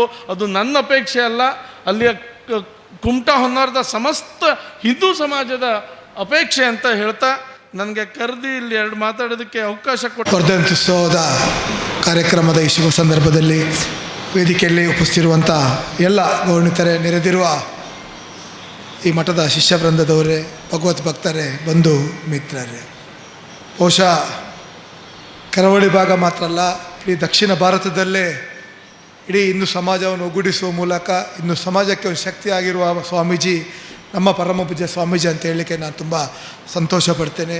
ಬಹುಶಃ ನಿರಂತರವಾಗಿ ಅವರ ಭಾಳಷ್ಟು ಕಾರ್ಯಕ್ರಮದಲ್ಲಿ ಭಾಗವಹಿಸಿ, ಕಳೆದ ಚಾತುರ್ಮಾಸದಲ್ಲಿ ಕೂಡ ಕುಮಟಾದಲ್ಲಿ ದಿನದ ಕಾರ್ಯಕ್ರಮದಲ್ಲಿ ಭಾಗವಹಿಸಿ ಅವರ ಆಶೀರ್ವಾದವನ್ನು ಪಡೆದಿದ್ದೇನೆ. ಖಂಡಿತವಾಗಿ ಸ್ವಾಮೀಜಿಯವರ ಒಂದು ವಿಶೇಷತೆ ಏನಂತ ಹೇಳಿದರೆ, ಇಡೀ ಹಿಂದೂ ಸಮಾಜದ ಆಸ್ತಿ ಅಂತ ಹೇಳಲಿಕ್ಕೆ ನಾನು ಬಯಸ್ತೇನೆ. ಇಡೀ ಅವರ ಸರ್ವಸ್ವವನ್ನು ಇವತ್ತು ಹಿಂದೂ ಸಮಾಜಕ್ಕಾಗಿ ಸಮರ್ಪಣೆ ಮಾಡುವ ಮೂಲಕ ಹಿಂದೂ ಸಮಾಜದ ಏಳಿಗೆಯನ್ನು ಕೂಡ ಕಾಣುವಂಥ ಸ್ವಾಮೀಜಿ ನಮ್ಮ ಪರಮ ಪೂಜ್ಯ ಶ್ರೀಗಳು. ಬಹುಶಃ ಇತ್ತೀಚೆಗಷ್ಟೇ ಅಯೋಧ್ಯದ ರಾಮ ಮಂದಿರದ ಸಮೀಪದಲ್ಲಿ ತನ್ನ ಶಾಖೆಯ ಮಠವನ್ನು ಪ್ರಾರಂಭಿಸುವ ಮೂಲಕ ಇಲ್ಲಿ ಬರುವಂಥ ರಾಮ ಭಕ್ತರಿಗೆ ಒಂದು ವಿಶೇಷವಾದ ಅನುಕೂಲತೆಯನ್ನು ಕೂಡ ತಂದುಕೊಡುವಂಥ ಒಂದು ದೊಡ್ಡ ಕಾರ್ಯವನ್ನು ಇವತ್ತು ಪರಮ ಪೂಜ್ಯ ಸ್ವಾಮೀಜಿ ಮಾಡಿದ್ದಾರೆ ಅಂತ ಹೇಳಿದರೆ, ಖಂಡಿತವಾಗಿ ಅವರ ಚಿಂತನೆ, ಅವರ ಕಲ್ಪನೆ, ಅವರ ಉದ್ದೇಶಗಳೇನೆಂಬುದನ್ನು ನಾವು ಒಮ್ಮೆ ಅರ್ಥ ಮಾಡಬೇಕಾಗ್ತದೆ. ಬಹುಶಃ ನಾನು ಕಳೆದ ಬಾರಿ ಕೂಡ ಅವರ ಮಹಾಮಂಡಲೇಶ್ವರದ ಸಂದರ್ಭದಲ್ಲಿ ಉಡುಪಿ ಬಂದಾಗ ಹೇಳಿದೆ, ಒಂದು ಅವಕಾಶ ನಮ್ಮ ಉಡುಪಿಗೆ ಕೊಡಿ, ಉಡುಪಿಯಲ್ಲಿ ಕೂಡ ನಾವು ಇದೇ ರೀತಿ ಒಂದು ದೊಡ್ಡ ರೀತಿಯ ಕಾರ್ಯಕ್ರಮ ಮಾಡ್ತೇವೆ ಅಂತ. ಬಹುಶಃ ಮುಂದಿನ ದಿನಗಳಲ್ಲಿ ಅದಕ್ಕೆ ನಮಗೆ ಅವಕಾಶವನ್ನು ಕಲ್ಪಿಸ್ತಾರೆ ಅಂತ ಹೇಳಿದರೆ, ಖಂಡಿತವಾಗಿಯೂ ಆ ಸಂದರ್ಭದಲ್ಲಿ ಜವಾಬ್ದಾರಿ ನೀಡಿದಾಗ ತಮ್ಮ ಭಕ್ತನಾಗಿದ್ದುಕೊಂಡು ಉಡುಪಿಯ ಒಂದು ವ್ಯವಸ್ಥಿತ ರೀತಿಯಲ್ಲಿ, ಒಂದು ಅರ್ಥಪೂರ್ಣ ರೀತಿಯಲ್ಲಿ ತಮ್ಮ ಕಾರ್ಯಕ್ರಮ ನಾವು ಆಯೋಜನೆ ಮಾಡಲಿಕ್ಕೆ ಬದ್ಧರಿದ್ದೇವೆಂಬ ಮಾತನ್ನು ಕೂಡ ಸಂದರ್ಭ ಹೇಳುತ್ತಾ, ಖಂಡಿತವಾಗಿ ಮತ್ತೊಮ್ಮೆ ಪರಮ ಪೂಜ್ಯ ಸ್ವಾಮೀಜಿಯವರ ಆಶೀರ್ವಾದವನ್ನು ಬೇಡುತ್ತಾ ಮಾತಾಡಲಿಕ್ಕೆ ಹೋಗೋದಿಲ್ಲ, ಈಗಾಗಲೇ ಸಮಯ ಮೀರಿದೆ. ತಮ್ಮ ಆಶೀರ್ವಾದ ನಮ್ಮ ಹಿಂದೂ ಸಮಾಜಕ್ಕೆ ಸದಾ ಇರಲಿ. ಹಿಂದೂ ಸಮಾಜಕ್ಕೆ ತಮ್ಮ ನೇತೃತ್ವದ ಮೂಲಕ ಹಿಂದೂ ಸಮಾಜ ಒಗ್ಗಟ್ಟಾಗಿ, ಹಿಂದೂ ಸಮಾಜ ಒಂದು ಒಳ್ಳೆಯ ರೀತಿಯಲ್ಲಿ ಮುನ್ನಡೆಯುವಂತೆ ಆಗಲಿ ಅಂತ ಈ ಸಂದರ್ಭ ಸಮಾಜದ ಬೇರೆ ಬೇರೆ ಸ್ತರಗಳನ್ನು ಪ್ರತಿನಿಧಿಸುವಂಥ ಎಲ್ಲ ಬಂಧುಗಳಿಗೆ ಒಂದೇ ಮಾತಿನಲ್ಲಿ ಶ್ರೀರಾಮಕ್ಷೇತ್ರ ಮಹಾಸಂಸ್ಥಾನದ ವತಿಯಿಂದ ಪ್ರೀತಿಯ ಪ್ರಣಾಮದ ಅಭಿನಂದನೆಗಳನ್ನು ಸಲ್ಲಿಸ್ತಾ ಇದ್ದೀನಿ. ಎಲ್ಲ ಕಾತರರಾಗಿದ್ದೇವೆ ಅಂತ ಹೇಳ್ಕೊಳ್ತೀವಿ. ಗುರುವೇ ಸರ್ವಲೋಕಾನಾಂ ಬೆಸಜೇ ಭವರೋಗಿನಾಂ ನಿಧೇ ಸರ್ವವಿದ್ಯಾನಾಂ ದಕ್ಷಿಣಾಮೂರ್ತೆ ನಮಃ. ರಾಮಾಯ ರಾಮಪುತ್ರಾಯ ರಾಮಚಂದ್ರಾಯ ವೇದಸಿ ರಘುನಾಥಾಯ ನಾಥಾಯ ಸೀತಾಯ ಪದೇ ನಮಃ. ನನ್ನ ಆರಾಧ್ಯ ದೇವನ ಅಂತ ಶ್ರೀರಾಮಚಂದ್ರ ದೇವರಿಗೆ ವಂದಿಸ್ತಾ ಈ ಒಂದು ಪುಣ್ಯ ಕ್ಷಣದಲ್ಲಿ ಈ ಒಂದು ಮಂಚದಲ್ಲಿ ಇರ್ತಕ್ಕಂಥ ನಮ್ಮ ಭಾಳ ಪ್ರೀತಿಯ ಶಿಷ್ಯರು, ಈ ರಾಜ್ಯದ ಮಂತ್ರಿಗಳಂಥ ಮಾಂಕಾಲ್ ವೈದ್ಯರೇ, ಪ್ರತಾಪ್ ಸಿಂಹ ನಾಯಕರು, ಎಲ್ಲ ನಮ್ಮ ಭಾಳಷ್ಟು ನಮ್ಮ ಹಿರಿಯರ ಗುರುಗಳ ಕಾಲದಿಂದಲೂ ಹರಿಕೃಷ್ಣ ಅವರು ಎಲ್ಲ ಈ ವೇದಿಕೆಯಲ್ಲಿರ್ತಕ್ಕಂಥ ನಮ್ಮ ರಘುಪತಿ ಯಶ್ಪಾಲ್, ನಮ್ಮ ಬೆನ್ನೆಲುಬಾಗಿ ನಿಂತವರು ಚಿತ್ತರಂಜನ್ ಗುರುಗಳ ಪಟ್ಟಾಭಿಷೇಕದ ಕಾಲದಿಂದ ಇವತ್ತಿನವರೆಗೆ ಮಠದ ಬಗ್ಗೆ ಒಂದೇ ಒಂದು ತಪ್ಪು ಚಿಂತನೆಯನ್ನು ಮಾಡೋಂಥ ಪುಣ್ಯಾತ್ಮರು ಅನೇಕ ಎಲ್ಲ ಹಿರಿಯರಿದ್ದಾರೆ. ಎಲ್ಲ ರಾಜ್ಯದ ಮೂಲೆ ಮೂಲೆಯಿಂದ ರಾಮಕ್ಷೇತ್ರ ಸಮಿತಿಯಿಂದ ಬಂದಿರತಕ್ಕಂಥ ಎಲ್ಲ ಶಿಷ್ಯರಿದ್ದಾರೆ. ಎಲ್ಲ ಶಿಷ್ಯರ ಮನದಾಳದ ಇಂಗಿತ ಏನೆಂದರೆ ಸುಖಸ್ಯ ಮೂಲಂ ಧರ್ಮ. ನೀವು ಏನೇ ಮಾತಾಡಲಿ ಏನೇ ಮಾಡಲಿ ಒಳಗೆ ಅಂತರ್ತಮನಾಗಿರ್ತಕ್ಕಂಥ ಆತ್ಮನನ್ನು ಪರಮಾತ್ಮನನ್ನಾಗಿ ಮಾಡಿ ಅದನ್ನು ಅನುಭವಿಸಬೇಕು ಅಂತ. ಅದು ಗೊತ್ತು ಇದ್ದೋ ಇಲ್ಲದೆಯಾ. ದಾಸರು ಗೊತ್ತಿದ್ದು ಜ್ಞಾನಿಗಳಾಗಲಿಲ್ಲ, ಅವರೆಲ್ಲ ಅದ್ವೈತಿಗಳಾಗಲಿಲ್ಲ. ಆದರೆ ದ್ವೈತದಲ್ಲಿ ಹೋಗಿ ಹೋಗಿ ಅವರ ಮಾತುಗಳೇ ಅದ್ವೈತವಾಗಿ ಪರಿಣಮಿಸಲ್ಪಟ್ಟಿತಂತೆ. ಭಗವಂತನ ಕಾಣಬೇಕಾದರೆ ಕೆಲವೊಂದು ಸೂತ್ರಗಳಿದೆ. ಬುದ್ಧ ತನ್ನ ಧರ್ಮಪದ ಎಂಬ ಶ್ರೇಷ್ಠ ಗ್ರಂಥದಲ್ಲಿ ಹೇಳ್ತಾರೆ, ಪಂಚಶೀಲ ತತ್ವಗಳು ಅಂತ. ನಮಗೆ ಆಧ್ಯಾತ್ಮದಲ್ಲಿ ಮುಂದೆ ಹೋಗಬೇಕಾದ್ರೆ, ಆತ್ಮನ ಅನುಸಂಧಾನ ಮಾಡಬೇಕಾದ್ರೆ, ಆನಂದವನ್ನು ಪಡೆಯಬೇಕಾದ್ರೆ ಕೆಲವೊಂದು ಸೂತ್ರಗಳು. ಪಂಚಶೀಲ ತತ್ವಗಳನ್ನು ಯಾರು ಅನುಸರಿಸ್ತಾನೆ ಅವನು ಭಗವಂತನಿಗೆ ಹತ್ತಿರ ಆಗ್ತಾನೆ ಅಂತೆ. ಒಂದು ಅಹಿಂಸೆ, ಮತ್ತೊಬ್ಬರ ಸಂಪತ್ತನ್ನು ಕದಿಯದೇ ಇರೋದು, ಸುಳ್ಳನ್ನು ಹೇಳದೇ ಇರೋದು, ಅಮಲು ಪದಾರ್ಥದಿಂದ ಹೊರಗಿರೋದು, ಪರಶ್ರೀ ವ್ಯಾಮೋಹದಿಂದ ಹೊರಗಿರೋದು. ಇದನ್ನು ಪಂಚಶೀಲ ತತ್ವಗಳಂತೆ ಭಾಳ ಅದಕ್ಕೆ ಮಹತ್ವ ಕೊಟ್ಟಿದ್ದಾನೆ. ಸಂಬಂಧ ಬುದ್ಧ ಜಂಬೂದೀಪ ಇರ್ಬೋದು, ಧರ್ಮಪದ ಎರಡರಲ್ಲಿ ಅದರ ಉಲ್ಲೇಖ ಇದೆ.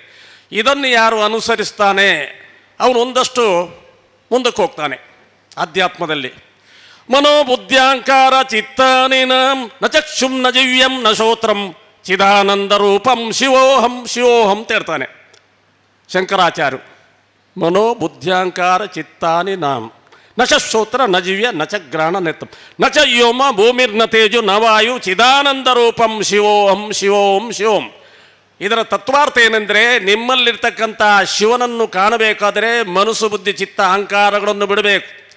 ಇಲ್ಲಿರ್ತಕ್ಕಂಥ ಪೃಥ್ವಿತತ್ವ, ಜಲತತ್ವ, ಅಗ್ನಿತತ್ವ, ವಾಯುತತ್ವ, ಆಕಾಶ ತತ್ವಗಳ ಬಗ್ಗೆ ನಿಮಗೆ ಸರಿಯಾದ ಕಲ್ಪನೆ ಇರಬೇಕು. ಈ ಶರೀರ ಸುಮಾರು 24 ತತ್ವಗಳಿಂದಾಗಿದೆ. ಕಣ್ಣು, ಕಿವಿ, ಮೂಗು, ನಾಲಿಗೆ, ಚರ್ಮ ಎಂಬ ಪಂಚೇಂದ್ರಿಯಗಳು, ಕೈ, ಬಾಯಿ, ಕಾಲು, ಗುಹ್ಯ, ಉಪಸ್ಥ ಎಂಬ ಕರ್ಮೇಂದ್ರಿಯಗಳು, ಪೃಥ್ವಿ, ಜಲ, ಅಗ್ನಿ, ವಾಯು, ಆಕಾಶ ತತ್ವಗಳು, ಆಮೇಲೆ ಶಬ್ದ, ಸ್ಪರ್ಶ, ರೂಪರಸ, ಗಂಧಾದಿಗಳು, ಮನಸ್ಸು ಬುದ್ಧಿ ಚಿತ್ತ ಅಹಂಕಾರಗಳೆಂಬ 24 ತತ್ವಗಳಿಂದ ಉತ್ಪತ್ತಿಯಾದಂಥ ಈ ಶರೀರದ ಒಳಗಿರ್ತಕ್ಕಂಥ ಕೂತಿರ್ತಕ್ಕಂಥ ಆತ್ಮ ಇದ್ದಾನೆ ಅಲ್ಲ. ನ ಕರ್ಮಣ ಪ್ರಜಾಯಾದನೇನ ತ್ಯಾಗೈನೈಕ ಅಮೃತತ್ವ ಮಾನುಷ ಪರೇನ ನಾಕಂ ನೀತಂ ಗೋವಾ ಇಬ್ರಾಜತೆ ಯಜ್ಞತಾಯೋ ವಿಶಂಚಿತೆ. ಕಪಿಲರು ಸಾಂಖ್ಯದಲ್ಲಿ ಇರ್ತಾರೆ. ನೀನು ಯಾವ ಯಜ್ಞ ಯಾಗ ಏನು ಮಾಡಿದರೂ ನೀನು ಪರಮಾತ್ಮನಿಗೆ ಹತ್ತಿರ ಆಗೋದಿಲ್ಲ. ತ್ಯಾಗೈನೇಕ ಅಮೃತತ್ವ ಮಾನುಷ. ನೀವೆಲ್ಲ ಇಷ್ಟು ಏನು ಜನ ಇದ್ದೀರಲ್ವ, ನೀವೆಲ್ಲ ತ್ಯಾಗದಿಂದ ಕೆಲಸ ಮಾಡಬೇಕಂತೆ.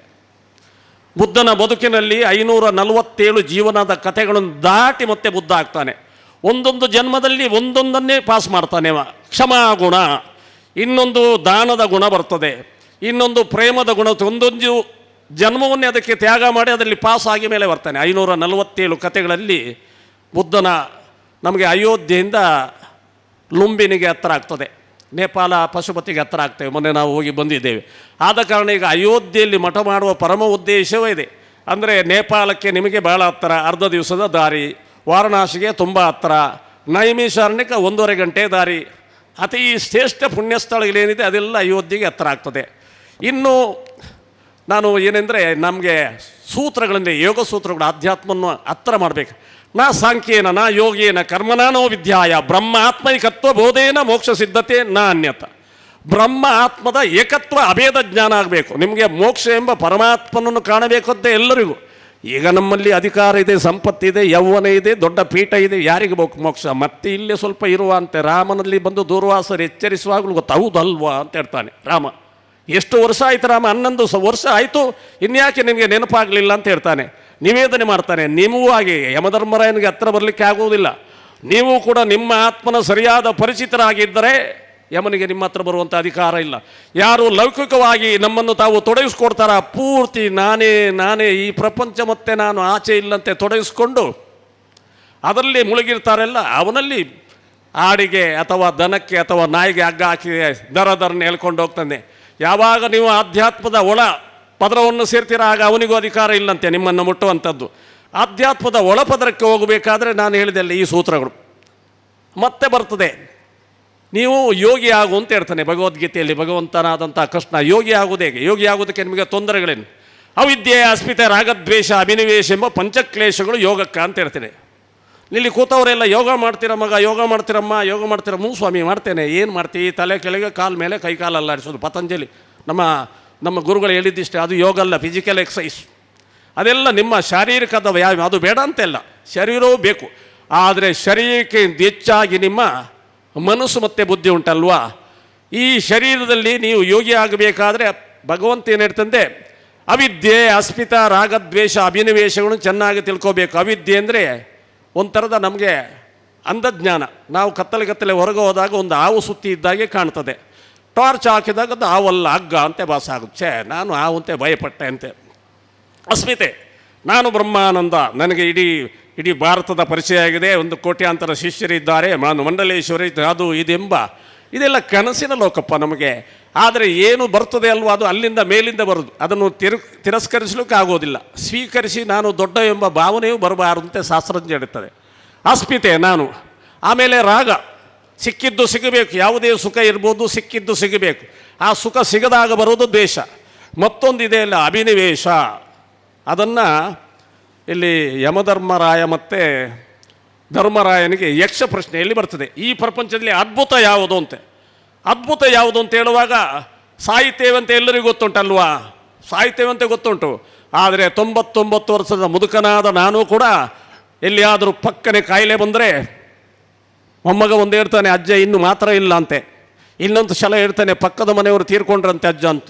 ಅವನಿಗೆ ಡಬ್ಬಾಗೋದು, ಅಯ್ಯೋ ನಾನು ಇದಾಗ್ತದೆ ಏನಂತೆ ಭಯ ಆಗೋದು, ಮಾತ್ರೆ ತಾರಯ್ಯ ಅಂತ ಹೇಳೋದು. ಅಂದರೆ ನಾನು ಸಾಯಲಿಕ್ಕೆ ಇಲ್ಲ ಅಂತ ತಿಳ್ಕೊಂಡಿದ್ದಾನೆ. 99 ವರ್ಷ ಆದರೂ ಏನೇ ಆದರೂ ಈ ಪ್ರಪಂಚದಲ್ಲಿ ಮನುಷ್ಯ ಅಂದರೆ ಗಮ್ಮಿನಾಗಿ ಅಂಟಿಕೊಂಡು ನಾನು ನಿರಂತರ ಇದೇ ಸುಖ, ಇದೇ ಅಧಿಕಾರ, ಇದೇ ಸಂಪತ್ತು, ಇದೇ ಹೆಸರು ಬ್ರಹ್ಮಾನಂದ, ಹಾಗೆ ಹೀಗೆ ಅಂತೆ ನಾನು ಮುಖ್ಯಮಂತ್ರಿ, ಪ್ರಧಾನಮಂತ್ರಿ, ಇನ್ನೇನೋ ಭಾವನೆಗಳು ಬಂದನ್ನು ನಮ್ಮನ್ನು ಭ್ರಮಿಸ್ತದಂತೆ. ಅದಕ್ಕಾಗಿ ಬೆನ್ನು ಭಾಗದ ಮುನ್ನ, ಇಂದ್ರಿಯ ದುರ್ಬಲ ಆಗದ ಮುನ್ನ ನನ್ನನ್ನು ಸ್ಮರಿಸ್ತಾ ಇರುವಂತೆ ಭಗವಂತ ಹೇಳ್ತಾನೆ. ಭಗವಂತನ ನಿಮಗೆ ಸ್ಮರಿಸ್ತಾ ಇದ್ದರೆ ನಿಮ್ಮ ಯಾವುದು ಸಂಪತ್ತುಗಳು ನಾಶ ಆಗಲಿ, ಬರ್ತಾ ಇರಲಿ, ಆಗ ನಿಮಗೆ ಯಾವುದೇ ಭಯ ಇಲ್ಲ. ಇದು ಯಥಾಸ್ಥಿತಿ, ಪ್ರಪಂಚದ ನಿಯಮವೇ ಹೀಗಂತೆ ಕೃಷ್ಣ ಕಡೆಯ ಕಾಲದಲ್ಲಿ ಹೇಳ್ತಾನೆ. ತನ್ನ ಮಕ್ಕಳು 16 ದಿವಸದಲ್ಲಿ ಬೇಕಷ್ಟು ದುಃಖ ಕೊಟ್ಟರು, ಕಣ್ಣೀರು ಹಾಕಿದ. ಈ ಪ್ರಪಂಚವೇ ಇರುವುದು ಹೀಗೆ ಅಂತ ಆಗ ಅವನಿಗೆ ಓಪನ್ ಆಗಿ ಮಾತಾಡ್ತಾನೆ ಎಲ್ಲರ ಮುಂದೆ. ನಾನು ಕಂಸನನ್ನು, ಅಲ್ಲಿ ಜರಾಸಂಧನನ್ನು, ಅಲ್ಲಿ ಕಾಲಯವನನ್ನು ಕೊಲ್ಲುವಾಗ ನನ್ನ ಯಾದವರೆಲ್ಲ ಜೈ ಜೈ ಕೃಷ್ಣನಿಗೆ ಜಯವಾಗಲಿ ಅಂತ ಹೇಳಿದ್ರು. ಕಡೆಗೆ ಕಾಲ ಮುಕ್ತಾಯ ಆಗಿದೆ.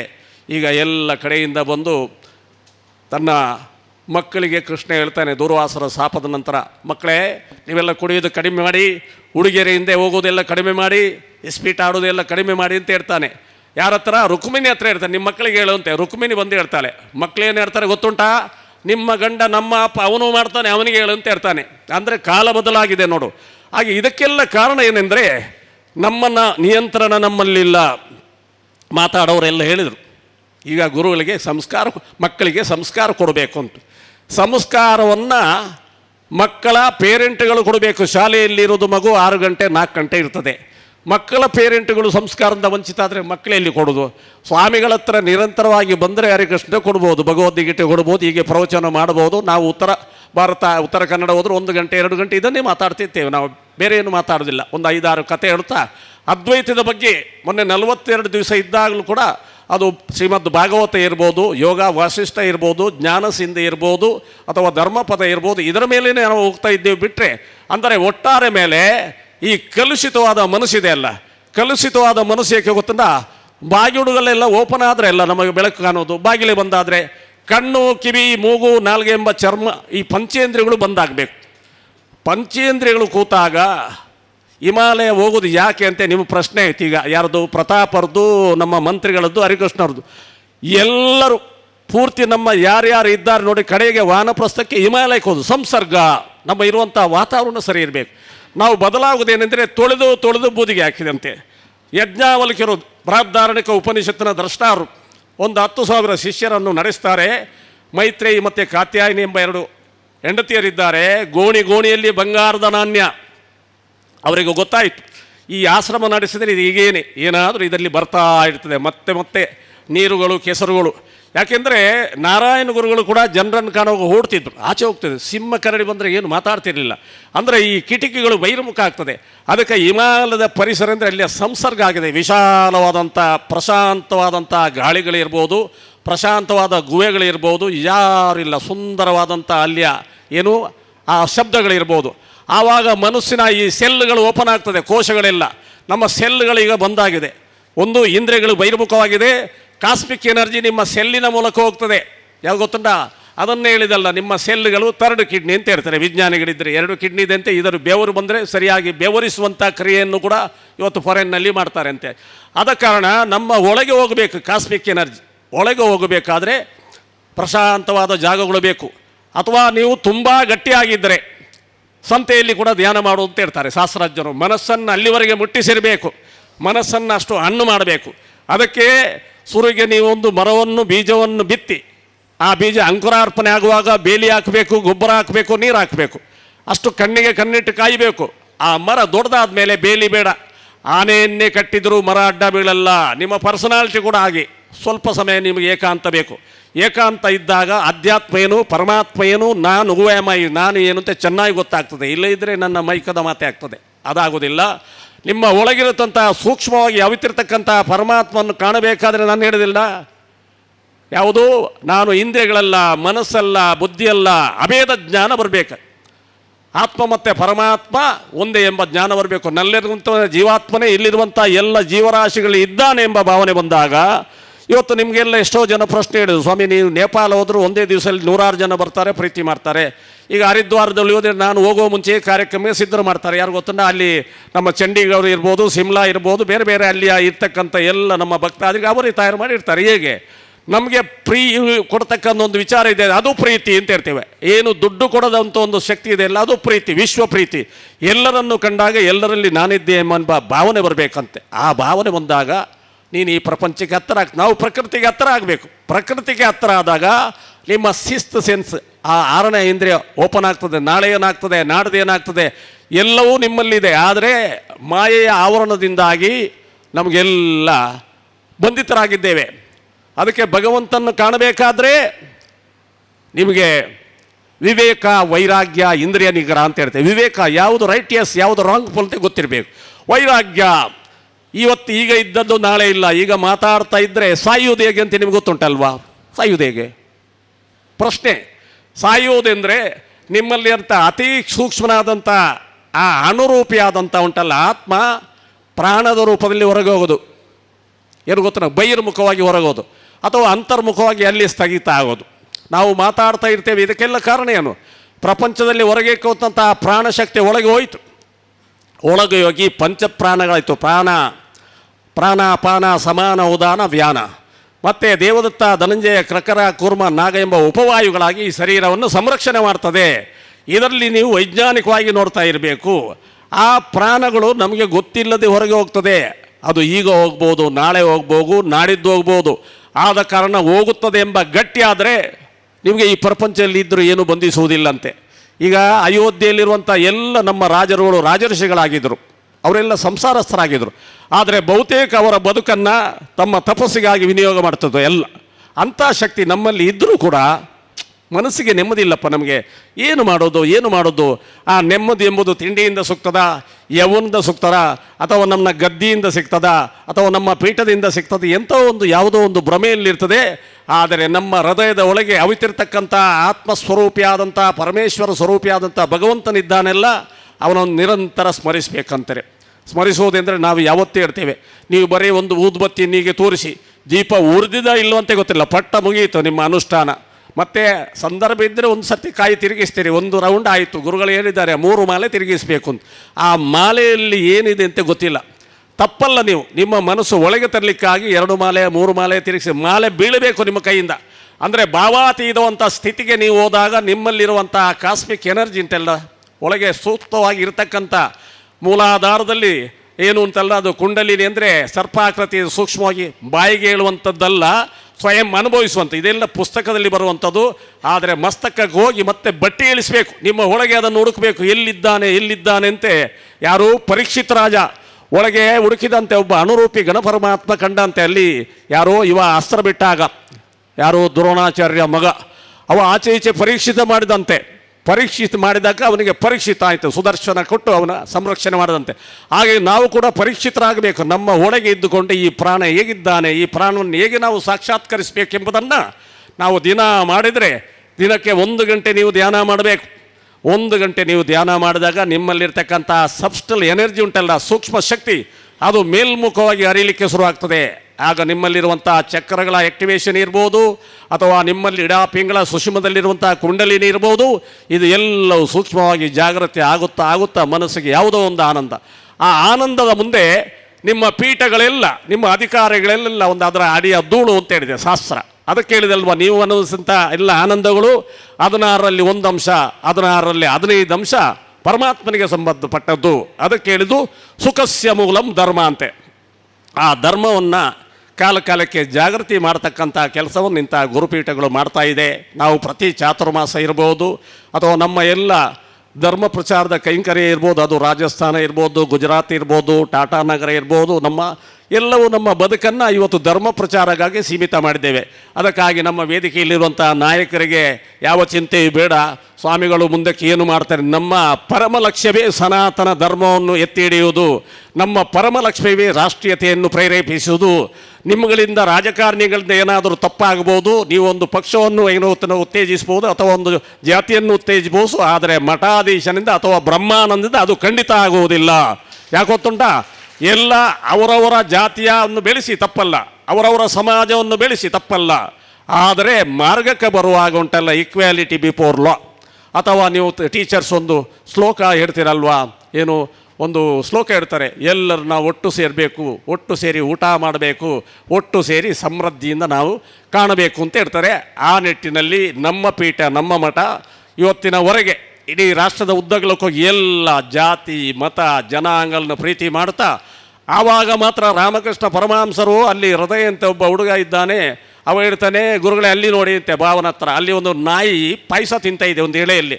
ಅಲ್ಲಿ ಒಬ್ಬ ಮನುಷ್ಯ ನಾಯಿಯನ್ನು ನೋಡಿ ಅವನು ಪಾಯಸ ತಿಂತಾನೆ ಒಂದೇ ಎಲೆ, ನಾಯಿ ಬಾಲ ಅಲ್ಲಾಡಿಸ್ತದೆ. ಗುರುಗಳೇ ಅಲ್ಲಿ ನೋಡಿ ಅಂತ, ಆ ಸ್ಥಿತಿಗೆ ನೀನು ಬರಬೇಕಯ್ಯ ಅಂತ ಹೇಳ್ತಾರೆ ರಾಮಕೃಷ್ಣ ಪರಮಹಂಸರು. ಇವ ಹೋಗ್ತಾನೆ, ಸ್ವಾಮಿ ಏನಾದರೂ ಹೇಳಿ ಅಂತೆ. ಅವ ನಾಯಿಗಳನ್ನು ನೋಡಿ ಪಾಯಸ ತಿಂತ ಇದ್ದಾನೆ. ಮತ್ತೆ ಯಾರೋ ರಾಮಕೃಷ್ಣರ ಭಾವ ಮತ್ತೆ ನನಗೆ ಏನಾದರೂ ಹೇಳಿ ಗುರುಗಳೇ ಅಂತ ಹೇಳಿದ್ರು. ನೋಡು, ಚರಂಡಿಯಲ್ಲಿರುವಂಥ ಕೆಸರು ನೀರು ಮತ್ತು ಗಂಗೆ ನೀರು ಒಂದೊಂತೆ ನೀನು ಗೊತ್ತಾಗಿರಬೇಕು ಅಂತ ಹೇಳ್ತಾರೆ. ಯಾರು, ಅವರೊಬ್ಬ ಅವಧೂತ ಆಗಿದ್ದಂತೆ. ಹಾಗೆ ಈ ಬದುಕಿನಲ್ಲಿ, ಈ ಜಗತ್ತಿನಲ್ಲಿರುವಂಥ ಎಲ್ಲವೂ ಕೂಡ ಸರ್ವಂ ಕಲ್ವಿದಂ ಬ್ರಹ್ಮ ಅಂತ ಹೇಳ್ತೇವೆ. ಅದು ಹೇಳುವುದಲ್ಲ, ಒಳಗೆ ಸೃಷ್ಟಿ ಆಗಬೇಕು, ಭಾವನಾತ್ಮಕ ಒಳಗಿನ ಸ್ಥಿತಿ. ನಿಮ್ಮ ಮನಸ್ಸು ಬುದ್ಧಿ ಚಿತ್ತಗಳು ಒಟ್ಟಾದಾಗ ಇವತ್ತೇನೆಂದರೆ ಕಲುಷಿತ. ಯಾಕೆ ಅಂದರೆ ನಿಮಗೆ ಧ್ಯಾನ ಮಾಡಲಿಕ್ಕೆ ಯಾಕೆ ಆಗೋದಿಲ್ಲ, ಎಷ್ಟು ದೊಡ್ಡ ಜನ ಆದರೂ ಸಾಧನೆ ಮಾಡಲಿಕ್ಕೆ ಯಾಕೆ ಆಗೋದಿಲ್ಲ ಅಂದರೆ ಅಷ್ಟು ಸುಲಭ ಅಲ್ಲ. ನಾವು ಅಹಂಕಾರದಿಂದ ಹೇಳೋದಿಲ್ಲ. ನಾವು 13 ವರ್ಷದಲ್ಲಿ ಪ್ರಾರಂಭ ಮಾಡಿದ್ರೆ ಇನ್ನೂ ಕೂಡ ವಿದ್ಯಾರ್ಥಿ ಅಂತ ಹೇಳ್ತೇವೆ. ಆದರೆ ಕ್ಲಾಸ್ನಲ್ಲಿ ಸೀನಿಯರ್ ವಿದ್ಯಾರ್ಥಿಗೆ ಪುಸ್ತಕ ಕೊಟ್ಟು ನೀನು ಪಾಠ ಮಾಡುತ್ತೆ ಹೇಳ್ತೇವೆ. ನಾವು ಸೀನಿಯರ್ ವಿದ್ಯಾರ್ಥಿ ಅಂತ ಹೇಳ್ತೇವೆ. ನಮ್ಮ 13 ವರ್ಷದ ಇವತ್ತಿನವರೆಗೆ ಸುಮಾರು 40 ವರ್ಷದ ಮೇಲಿನ ಪ್ರಯಾಣದಲ್ಲಿ ಆಗಿದೆ. ಅದಕ್ಕೆ ನಿಮ್ಮಲ್ಲಿರುವಂಥ ಆಹಾರ ಶುದ್ಧ ಆಗಬೇಕು, ನಾಡಿ ಶುದ್ಧಗಳಾಗಬೇಕು, ಮನುಷ್ಯ ಶುದ್ಧ ಆಗಬೇಕು, ಬುದ್ಧಿ ಶುದ್ಧ ಆಗಬೇಕು. ಶುದ್ಧ ಬುದ್ಧಿಯಲ್ಲಿ ನಿಮ್ಮ ಆತ್ಮ ಕನ್ನಡಿಯಲ್ಲಿ ಸೂರ್ಯ ಹೊಳೆದಂಗೆ ಹೊಳಿತಾ ಇರ್ತಾನೆ ಅಂತ. ಇದಕ್ಕೆ ನಿರಂತರವಾದ ನಿಮ್ಮ ಏನು ಗೊತ್ತುಂಟ ಪ್ರಯೋಗಾತ್ಮಕವಾದಂಥ ಮನೋಸ್ಥಿತಿ ಇರಬೇಕಂತೆ. ಅದು ಮಾಡಿದರೆ ಎಲ್ಲವೂ ಸುಲಭ. ಆದರೆ ನಮಗೇನೆಂದರೆ ನಾವು ಬಹಿರ್ಮುಖರಾಗಿ ಅಟ್ಯಾಚ್ಮೆಂಟ್ ಆಫ್ ಮಾಯೆಯಿಂದ ನನ್ನ ಹೆಂಡತಿ, ನನ್ನ ಮಗ, ನನ್ನ ಗಂಡ, ಇವರು ಪ್ರಧಾನಿ, ಇವರು ಮುಖ್ಯಮಂತ್ರಿ, ಇವರು ಅಂಥವರು, ಇವರು ಇಂಥವ್ರು ಅಂತೆಲ್ಲ ಆ ಭಾವನೆಯಲ್ಲಿ ಬಹಿರ್ಮುಖವಾದ ಅಟ್ಯಾಚ್ಮೆಂಟಿಂದಾಗಿ ನಾವು ಏನು ಬದ್ಧರಾಗಿದ್ದೇವೆ. ಅದಕ್ಕೆ ಹೇಳಿದೆಲ್ಲ, ಒಂದು ನಿತ್ಯ ಶುದ್ಧರು, ಆಮೇಲೆ ಮುಮುಕ್ಷುಗಳು, ಬದ್ಧ ಜೀವಿಗಳು. ಮೀನುಗಾರ ಬಲೆ ಹಾಕಿದಾಗ ಒಂದು ಮೀನು ಪಟ್ಟನೆ ಆಡ್ತದೆ. ನಾನು ನೋಡಲಿಲ್ಲ, ಓದಿದ್ದು ಯಶ್ಪಾಲ್. ಮೀನುಗಾರ ಹಿಂಗೆ ಬಲೆ ಹಾಕ್ತಾರಂತೆ, ಒಂದು ಮೀನು ಪಟ್ಟನೆ ಹೊರಗೆ ಆಡ್ತದೆ, ಇನ್ನೊಂದು ಮೀನು ಸುತ್ತಾಡ್ತದಂತೆ, ಇನ್ನೊಂದು ಮೀನು ಎಳೆದು ಹೋಗಿ ಆ ಬೆಸ್ತ ಪದಾರ್ಥ ಮಾಡಿದ್ರು ಗೊತ್ತಾಗ. ಅದಕ್ಕೆ ಬದ್ಧ ಜೀವಿಗಳು ಅಂತ ಹೇಳ್ತೇವೆ. ಅದನ್ನು ಹೆಚ್ಚಾಗಿ ನಾವು ಭಾಳಷ್ಟು ಏನು ಗೊತ್ತಾನೆ ಅತಿ ಶ್ರೀಮಂತರಿಗೆ ಮತ್ತು ಅತಿ ದೊಡ್ಡ ಮನಸ್ಸಿನ ರಾಜಕಾರಣಿಗೆ ಹೋಲಿಸ್ತೇವೆ. ಅಂದರೆ ಈ ಪ್ರಾಪಂಚಿಕ ಬಹಿರ್ಮುಖ ಇರೋದಿಲ್ಲ. ಇನ್ನೊಂದು ನಿತ್ಯ ಶುದ್ಧರಂತ ಹೇಳಿದ್ರೆ ಪ್ರಹ್ಲಾದ ಇರ್ಬೋದು, ಶುಕಮಹರ್ಷಿ ಇರ್ಬೋದು, ಅವರಿಗೆ ಪ್ರಪಂಚಕ್ಕೆ ಹುಟ್ಟುವಾಗಿ ಗೊತ್ತಾಯಿತು ಈ ಪ್ರಪಂಚ ನಮ್ಮನ್ನು ಸೋಲಿಸ್ತದೆ ಅಂತೆ. ಹುಟ್ಟಿನಿಂದಲೇ ಶುರು ಮಾಡಿದ್ರು. ಆಮೇಲೆ ಮುಮುಕ್ಷುಗಳಂತೇಳಿದ್ರೆ ನಮ್ಮಂಥ ಸನ್ಯಾಸಿಗಳೇ ಈ ಬಲೆ, ಪ್ರಪಂಚದ ಬಲೆ, ಭಗವಂತನ ಬಲೆ ಸಿಕ್ಕಾಕೊಡೋದಂತೆ ಗೊತ್ತುಂಟು. ಇದರಿಂದ ತಪ್ಪಿಸುವುದು ಹೇಗೆ ಅಂತೆ ಪ್ರವಚನ ಮಾಡ್ತಾ, ಧ್ಯಾನ ಮಾಡ್ತಾ, ಅನುಷ್ಠಾನ ಮಾಡ್ತಾ ಸುತ್ತಾಡ್ತಾ ಇರ್ತಾನಂತೆ. ಕಡೆಗೆ ಬದ್ಧ ಜೀವಿಗಳು. ಆದ ಕಾರಣ ನಾವು ಬದ್ಧ ಜೀವಿಗಳಾಗೋದು ಬೇಡ, ಮುಮುಕ್ಷಿಗಳಾದರೆ ಸಾಕುವಂತೆ. ಭಗವಂತನ ಬಗ್ಗೆ ನಿರಂತರ ನಿರೀಕ್ಷೆಯನ್ನು ಮಾಡ್ತಾ ಅವನನ್ನು ಹುಡುಕ್ತಾ ಇರೋಣ. ನಮ್ಮ ಕಾರ್ಯವನ್ನು ಮಾಡಿ, ಕಾರ್ಯವನ್ನು ಮಾಡುವಾಗಲೇ ನೋಡಿ, ಅಲ್ಲಿ ಜನಕರಾಜ ಇದ್ದ, ಪೀಠದಲ್ಲಿ ಕೂತುಕೊಂಡು ರಾಜ್ಯಭಾರ ಮಾಡ್ತಿದ್ದ. ಅವರ ಸೊಂಟದಲ್ಲಿ ಬಂಗಾರದ ತಲವಾರು ಕೂಡ ಇತ್ತಂತೆ. ಆದರೆ ತಪ್ಪು ಮಾಡಿದವನು ಚೆಡಿಯೇಟ್ ಕೊಡ್ತಿದ್ದ, ಜೈಲಿಗೆ ಹಾಕ್ತಿದ್ದ. ಅವನಲ್ಲಿ ಜ್ಞಾನ ಕೇಳಲು ಮಹಾನ್ ಜ್ಞಾನಿಗಳೇ ಬರ್ತಿದ್ದರಂತೆ ಜನಕರಾಜನಲ್ಲಿ. ಆದ ಕಾರಣ ಎಲ್ಲರೂ ಸನ್ಯಾಸಿ ಆಗಬೇಕು ಅಂತ ಶಾಸ್ತ್ರ ಹೇಳುವುದಿಲ್ಲ. ಇದ್ದಲ್ಲಿ ಇದ್ದುಕೊಂಡು ನಿನ್ನ ಕರ್ತವ್ಯವನ್ನು ಮಾಡಿಕೊಂಡು ಭಗವಂತ ಏನು ಕೈಂಕರ್ಯ ಕೊಟ್ಟಿದ್ದಾನೆ, ಆ ಕೈಂಕರ್ಯವನ್ನು ಸ್ವಚ್ಛ ಭಾವದಿಂದ, ನಿರ್ಮಮಕಾರ ಭಾವದಿಂದ ನೀವು ಮಾಡಿದಾಗ ಪರಮಾತ್ಮನಿಗೆ ಹತ್ತಿರ ಆಗಬೇಕಂತ. ಇದೇನೆಂದರೆ ಪರಮಾತ್ಮನಿಗೆ ಯಾಕೆ ಹತ್ತಿರ ಆಗಬೇಕಂದ್ರೆ ನಿಮಗೆ ಶಾಂತಿ ಬೇಕು, ನಿಮಗೆ ನೆಮ್ಮದಿ ಬೇಕು, ನಿಮಗೆ ಆನಂದ ಬೇಕು. ನಿಮ್ಮ ಆನಂದವನ್ನು ಭಜನೆಯಿಂದ ಅಥವಾ ಅರ್ಧ ಗಂಟೆಯ ಪೂಜೆಯಿಂದ ಮಾಡುವುದಾದರೆ ಹಿಮಾಲಯದಲ್ಲಿ 100 ವರ್ಷ ಸ್ವಾಮಿಗಳು ತಪಸ್ಸು ಮಾಡಬೇಕಿತ್ತ. 100 ವರ್ಷ ತಪಸ್ಸು ಮಾಡಿದ್ರು.